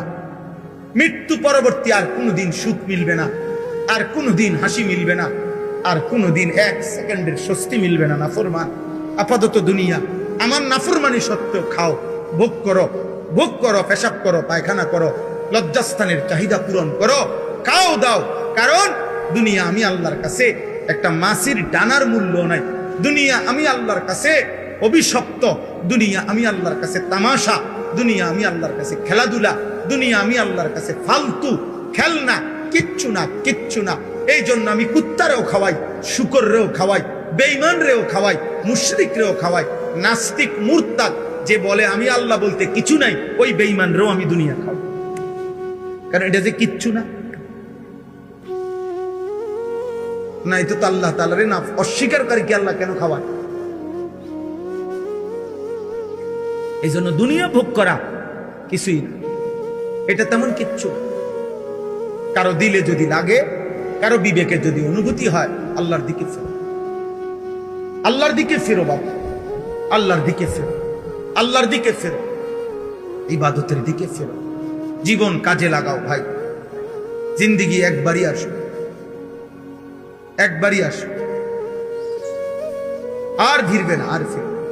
সুদে, ঘুষে, কিস্তিতে, হারামে, হালালে, জায়েজ না জায়েজ সব মিলাইয়া যে সমস্ত বাবারা উপার্জন করছেন, আহা আফসুস ছাড়া আর কিছুই যোগ্য। নাফরমান সন্তান সুদের টাকা খাইয়া যে ফুটবল হইছে, এ আপনার কথা মনে রাখতো না। কিস্তির টাকা দিয়া যে ঘর পালছেন, ওরা আমরে চিনত। আপনি মইরা 20 বছর পরে, 10 বছর পরে আইয়া চাইয়েন, আমনের বানানো একটা ফার্নিচারও নাই, আর ওই তার ঘরের নাতি আমরে চিনত। খুব আমনে কেন? খুব আমি এই বাড়ির মুরব্বী, কির মুরব্বী গীতাবা চিনবে না। নাফরমানকে কেউ মনে রাখে না, কেউ মনে রাখে না। বাপ হিসাবও ব্যর্থ, হারামখোর বাপও ব্যর্থ, সুদখোর বাপও ব্যর্থ, ঘুষখোর বাপ ব্যর্থ, কিস্তিখোর বাপ ব্যর্থ। সে আসলে স্ত্রী সন্তানের কোনো উপকার করে না, দুনিয়ারও না আখিরাত। হারামখোর তার পরিবারের দুনিয়াবি উপকারও করে নাই, কারণ কোরআনের স্পষ্ট চ্যালেঞ্জ আল্লাহ, হারামখোরের ফ্যামিলি আমি আল্লাহ তাআলা বরকত শূন্য করবই করব। তো লাভ কি? তার আল্লাহ বলছেন এটা আমার ওয়াদা, হারাম উপার্জনকারী আমি বরকত দেব, লাভ হইতো না। এই অবাবার যাইতো, অবাবার যায়, লাখ টাকা ইনকাম, কিস্তি চলে 60টা, কিস্তি শেষ হয় না। কিস্তি কি আমরা জানি তো, আমরা কি চাঁদের দেশে থাকি মিয়া? আমরা তো দুনিয়াতেই থাকি। আল্লাহ আমাদেরকে হেফাজত করে। চলো ভাই, চলেন বাবা, নিয়ত করি আল্লাহকে নারাজ করব, বলেন ইনশাআল্লাহ। নবী সাল্লাল্লাহু আলাইহি সাল্লামকে ভুলবো না, বলেন ইনশাআল্লাহ। কোরআনকে ছাড়বো না, বলেন ইনশাআল্লাহ। আল্লাহ তৌফিক দান করেন। এই শুনেন তরজমা, শেষ কথা। ওমান আযলামু মিম্মান ইফতারা আলাল্লাহি কাযিবা। আল্লাহ তাআলা বলেন, তার চাইতে বড় জালেম, তার চাইতে বড় পাপী আর কেউ নয় যে আমি আল্লাহর উপরে মিথ্যা অপবাদ দেয়। আল্লাহ তাআলা বলেন, উলাইকা ইউরাদুনা আলা রাব্বিহিম। কিয়ামতের দিন ওই নাফরমানকে, ওই পাপীকে, যে আমার কোরআনকে প্রত্যাখ্যান করছে, যে আমার রাসূলকে প্রত্যাখ্যান করছে, যে আমার তাওহীদকে প্রত্যাখ্যান করছে, ওই জালেম আমি আল্লাহ তাআলার সামনে একজন একজন করে আমার সামনে উপস্থিত করা হবে। ওয়ায়াকুলুল আশহাদু, আর আমার পক্ষ থেকে নির্ধারণ করা সাক্ষীরা এই নাফরমানের বিরুদ্ধে সাক্ষী দিবে, হা উলা ইল্লাযীনা কাযাবু আলা রাব্বিহিম। আল্লাহ, এটাই আপনার সেই বেঈমান বান্দা যে আপনার প্রত্যেক কথা কাযাবু, মিথ্যা মনে করেছে। আমনে কইছেন এদিকে তে গেছে এদিকে। আল্লাহ বলেন, আমার সাক্ষীরা একজন একজন করে বলবে। আল্লাহর সাক্ষী মোট 5টা। আল্লাহর সাক্ষী মোট কয়টা? 1 নাম্বার, এই ডান কাদের বাম কাদের ফেরেশতা, এই ফেরেশতা সাক্ষী দিবে মুখ দিয়া। 2 নাম্বার, এই লিখিত আমলনামা, ওই যে যেটা ওনারা লিখছে, মানে ওনারা মুখেও বলবে আবার লেখাও কি ফাইলও শো করবে। এই দ্বিতীয় সাক্ষী হলো কি? আমলনামা। 3 নাম্বার, অঙ্গ প্রত্যঙ্গ। প্রত্যেক ব্যক্তির নিজ নিজ অঙ্গ, হাত পা চোখ নাক কান, এগুলো আল্লাহর সামনে কি দিবে? এই কয়টা হলো? 4 নাম্বার, পায়ের নিচের জমি। ইয়াউমাইদিন তুহাদ্দিসু আখবারাহা। 5 নাম্বার, স্বয়ং আল্লাহ নিজে। কয়টা হলো? আইনাল মাফার। আল্লাহ বলবে, বান্দা এখন পালাবে কোথায়? শোনো ফেরেশতা কি বলে, দেখো আমলনামায় কি লেখা, দেখো জমিন কি বলতেছে, দেখো তোমার অঙ্গ প্রত্যঙ্গ কি বলে।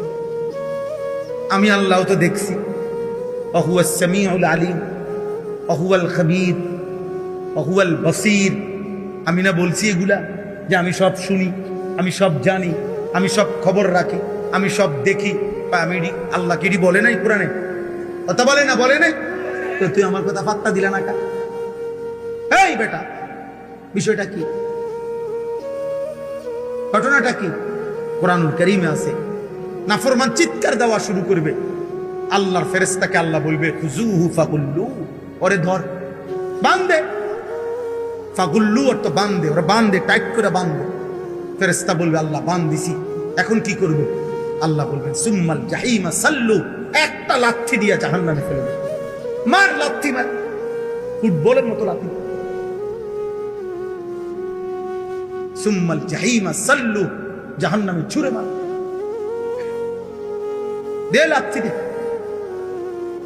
কি মনে করছেন আল্লাহকে? বাদ দুগা খাওয়াই দেখে ওরা মনে করছে না আমারে ফিরতো না, আমারে 3 বেলা ভাত খাওয়াই যে আল্লাহ, আমারে ফিরবো কি না? আপনারে ফিরতো না, আপনারে ললিপপ খাওয়াই, আপনারে কবরে আপেল মালটা খাইতে দিই। আপনি 60 বছর পর্যন্ত বিড়ি খাইতে থাকেন, আপনি 70 বছরের বুড়া চাচা, আপনি অনবিড়ি খান, খান, অসুবিধা নাই, খাইতে থাকেন বিড়ি। আপনার জন্য ফেরেশতা কবরে রাখছে, আপেল মালটা কাটতে রাখছে, গেলে হ্যাঁ হ্যাঁ খামখেয়ালি। বয়স্ক মানুষেরও যদি গুনাহ ছাড়ার টাইম না হয়, আর কখন ছাড়বে? বলেন না মিয়া, আর কখন ছাড়বে? তাই 60 বছরও গুনাহ ছাড়ার টাইম হয় নাই?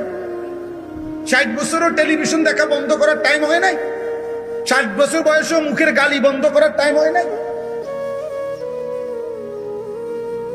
আফসোসের বিষয়, কষ্ট লাগে মিয়া। বুড়া বুড়া মানুষ বাঁকা হইয়া গেছে, ওমা চা দোকানে বসে চোখ বড় বড় করে রাক্ষসের মতো টেলিভিশন চান। কিরে বেটা, আপনি কিতা চান? আপনাদের শরীরের কোনো টেম্পার নাই, আপনার শরীরের তো কোনো টেম্পার নাই। আপনি কি দেখেন এগুলা? আপনি নর্তকীর নাচ দেখেন কেন? আপনি জোয়ান বেডির নাচ দেখেন কেন? আপনার শরীরে আসেনি কিছু? আশ্চর্য, আফসোসের বিষয়। আখেরাত কেমন বলা বলছে যে 70 বছরও আখেরাত মনে পড়ে না। আর কখন মনে পড়বে রে আব্বা? রাগ হইয়েন না, আমি না বললে বলবে কে? আলেম না বললে বলবে কে? আপনারে মনে করাই দিব কে? কথা বলে না, আপনারে মনে করাই দিব কে? আমরাও শুনতে যাই। আলহামদুলিল্লাহ, আমার শায়েখ আল্লামা মুফতি মুশতাকুর নবী কাসিমি হযরত বয়ান করে, তো আমরা নিচে বসে শুনি। আমাদের শায়েখ ঢালকানগরের শায়েখ আরিফ বিল্লাহ হযরত মাওলানা শাহ আব্দুল মতিন বিন হুসাইন প্রতি মাসে হযরতের খানকায় আমরাও যাই শুনতে। এমন না বিষয় কেবল বলি, না না, বা বিশ্বাস করেন, আমরাও আমাদের বড় বড় উলামায়ে কেরামের কথা শুনতে থাকি, পড়তে থাকি। দেখেন আপনি গাড়িতে কিতাব আছে কিনা, সাথে যে খাদেম থাকে তাকে বলেন, জিজ্ঞেস করেন যে উনি পড়ে কিনা, শোনে কিনা। অর্থ হইল আমরা প্রত্যেকেরই সংশোধন দরকার, দরকার কিনা বলেন না? আল্লাহ আমাদেরকে বুঝার তৌফিক দান করেন। তো আলা লানাতুল্লাহি আলা যালিমিন, আল্লাহ সমস্ত শুইনা, এই যে সাক্ষীর সব গুনার বর্ণনা শুইনা আল্লাহ বলে, জালেম তোর উপরে আল্লাহর লানত, লানাতুল্লাহ, বেনামাজি তোর উপরে আল্লাহর লানত, নাফরমান তোর উপরে আল্লাহর লানত, হারামখোর তোর উপরে আল্লাহর লানত। তুই জীবনটা কি করলি? তুই হায়াতটা কি করলি বান্দা? আমি তোরে কি না দিছিলাম? আল্লাহ আমাদেরকে মাফ করে দেন। আল্লাযীনা ইয়াসুদ্দুনা আন সাবিলিল্লাহ ওয়া ইয়াবগুনাহা ইওয়াজা, আল্লাহ বলেন আমার এই জালেম নাফরমান বান্দা নিজে তো আমার পথে চলে নাই, তদুপরি যে চলতে চাইছিল এমনও বহু লোককে আমার পথ থেকে বিরত রাখছে। আরে তো যাইতেছেনি নামাজ, বুঝেন নাই? যাইতেছে কেন নাকি নামাজে? এরকম শুরু করছো কেন? নতুন নামাজি হয়ে গেছো, এই হইল নি কথা? এমন কই না নাই? কথা বলেন না? হ্যাঁ, একের বাপরে, এবার একের আজকে আব্দুল কাদের জিলানী হয়ে গেছে। হ্যাঁ, বুজুর্গি একেবারে বাপ। তোর চিনি না বেটা, তোরে আমি এই বেটারে বললা একটা কিছু বলিয়া তারে কি করে দিল? নার্ভাস করে দিল। সে ফিরতে চাইছিল, কিন্তু ওই শয়তানে তারে কি করে দিল? ফিরাইয়া দিল আল্লাহর পথ। আল্লাহ বলেন ওই জালেমদের উপরে আমার লানত, যে কেউ আমার পথে চলতে চাইলে যাকে বাধা দেয়। ওয়ায়াবগুনাহা ইওয়াজা, 3 নম্বরে আল্লাহ বলেন ওই জালেমের উপরে আল্লাহর লানত, যে সর্বদা আল্লাহর দ্বীন শরীয়তের মধ্যে ভুল ভ্রান্তি ত্রুটি বক্রতা তালাশ করে কি দিয়ে ফেস লাগান। কথা বোঝেন নাই? কথা নাউজুবিল্লাহ। অহুম বিল আখিরাতি হুম কাফিরুন, আল্লাহ বলে আখিরাতকে অস্বীকারী, আখিরাতকে বিশ্বাস করে না, এবং জালেমের উপরে আল্লাহর লানত। এবার আল্লাহ বলেন উলাইকা লাম ইয়াকুনু মুজিজিনা ফিল আরদ, তবে শুনে নাও, জালেম নাফরমান পাপী যত যাই করো না কেন, আমি আল্লাহকে তুমি দুনিয়াতেও অক্ষম করতে পারবা না। আমার দুনিয়া আমারই, আমার কাছেই তোমার হায়াত, আমার কাছেই তোমার মৃত্যু। তুমি সর্বোচ্চ ক্ষমতার মস্তদে উঠলেও আমার হাত থেকে ছুটতে পারতা না। আর আমি আল্লাহ থেকে আমারে অক্ষম করা যে আমি আর মরবো না, এরকম সিদ্ধান্ত তুমি দিতে পারবা না। কাজে ঘুরে ফিরে তুমি আমারই হাতে। কার হাতে? পৃথিবীর সবচেয়ে বড় পাপী কার হাতে? উলাইকা লাম ইয়াকুনু মুজিজিনা ফিল আরদ ওয়া মা কানা লাহুম মিন দুনিল্লাহি মিন আউলিয়া। আখিরাতে গেলে দেখবে আমি ছাড়া কোনো বন্ধু নাই। আমি ছাড়া কি কোনো বন্ধু নেই। পাপীরা মনে রাখতে হবে, আমি আপনি সুপারিশ করবে ওই ফুতে, নাতি, নবী, আউলিয়া সব ঠিক আছে, কিন্তু খোদার কসম সুপারিশ করার জন্য আল্লাহ তাআলা অনুমতি দিবে যাকে, সে সুপারিশ করবে। আর আল্লাহ সুপারিশ করার পর আল্লাহ যাকে অনুমোদন দিবে সেই কেবল জান্নাতি হবে। সুপারিশ মানেই কি না জান্নাত না, অনুমোদন দেওয়া হলো জান্নাত। অনুমোদন দিবে আল্লাহ। আল্লাহ বলবে হ্যাঁ তুমি সুপারিশ করো। আল্লাহর বান্দা বলার পরে সে আল্লাহ যদি বলে ওরে বাদ দিয়া আরেকজনকে বলো এরে দেব না আমি জান্নাত, তো খোদার কসম পাহাড় উল্টে যাবে, মাগার জান্নাতের ফয়সালা আর কেউ দিতে পারবে না। আবু তালেব ঈমান আনুক, নবী চায় নাই? কথা বলেন না কেন? আবু তালেব ঈমান আনুক, নবী চাইছিলেন? আবু জাহেল ঈমান আনুক, নবী চাইছিলেন? আবু লাহাব ঈমান আনুক, নবী চাইছিলেন, তো আল্লাহ বলছে বন্ধু তার ব্যাপারে আপনার দাওয়াত আমি গ্রহণ করলাম না, আবু বকরেরটা গ্রহণ করলাম, ওমরেরটা গ্রহণ করলাম, উসমানেরটা গ্রহণ করলাম। তো আল্লাহ এও কুরাইশ বংশের, এও কুরাইশ বংশের, এরটা গ্রহণ করলেন কেন, এরটা গ্রহণ করলেন না কেন? আল্লাহ বলেন ফয়সালা আমার, দাওয়াত আপনার। দাওয়াত দিবেন আপনি, সিদ্ধান্ত দেবে আল্লাহ। ঠিক সুপারিশ করবেন আপনি, সিদ্ধান্ত দিবে কে? কি বুঝা আছেন? নবী সুপারিশ করবে 100 বার, হাফেজ আলেম সুপারিশ করবে 100 বার, পীর আউলিয়া আল্লাহর নেক বান্দা সুপারিশ করবে, ঠিক আছে সব, কিন্তু আপনাকে যে ছাড়বে তার নিশ্চয়তা কি? তার নিশ্চয়তা কি? আল্লাহ আমাদেরকে হেফাজত করে, আল্লাহ আমাদেরকে ইউদাআফু লাহুমুল আযাব। আল্লাহ তাআলা বলেন নেক কাজের পথে যারা বাধাগ্রস্ত করেছে তাদের জন্য দ্বিগুণ শাস্তি। মা কানু ইস্তাতিউনা আস-সামআ ওয়া মা কানু ইউবসিরুন। আমি আল্লাহর কথা না কান দিয়া শুনছে, না চোখ দিয়া দেখছে, কিছুই করে না। উলাইকাল্লাযীনা খাসিরু আনফুসাহুম ওয়া যাল্লা আনহুম মা কানু ইফতারুন। আল্লাহ বলেন আজ আখিরাতে তারা নিজেরাও ক্ষতিগ্রস্ত হলো, আর আমি আল্লাহকে বাদ দিয়ে যার দিকে ফিরছিল সেও তাদেরকেও হারিয়ে ফেললো। আর আজ আর দেবতাও মিলবে না, আজ আর মূর্তিও পাবে না, আজ আর বন্ধু নামের যারা অসৎ পথে চালাইছে তাদেরকেও পাবে। লা জারামা আন্নাহুম ফিল আখিরাতি হুমুল আখসারুন। নিঃসন্দেহে তারা আখিরাতে ক্ষতিগ্রস্ত। কি বলেন না? ক্ষতিগ্রস্ত। আল্লাহ আমাদেরকে হেফাজত করেন, আল্লাহ আমাদের সবার জীবন সুন্দর করে দেন, আল্লাহ তাআলা সবার জীবন সুন্দর করে দেন। আজকের এই মুবারক মাহফিল আল্লাহ তাআলা কবুল করেন।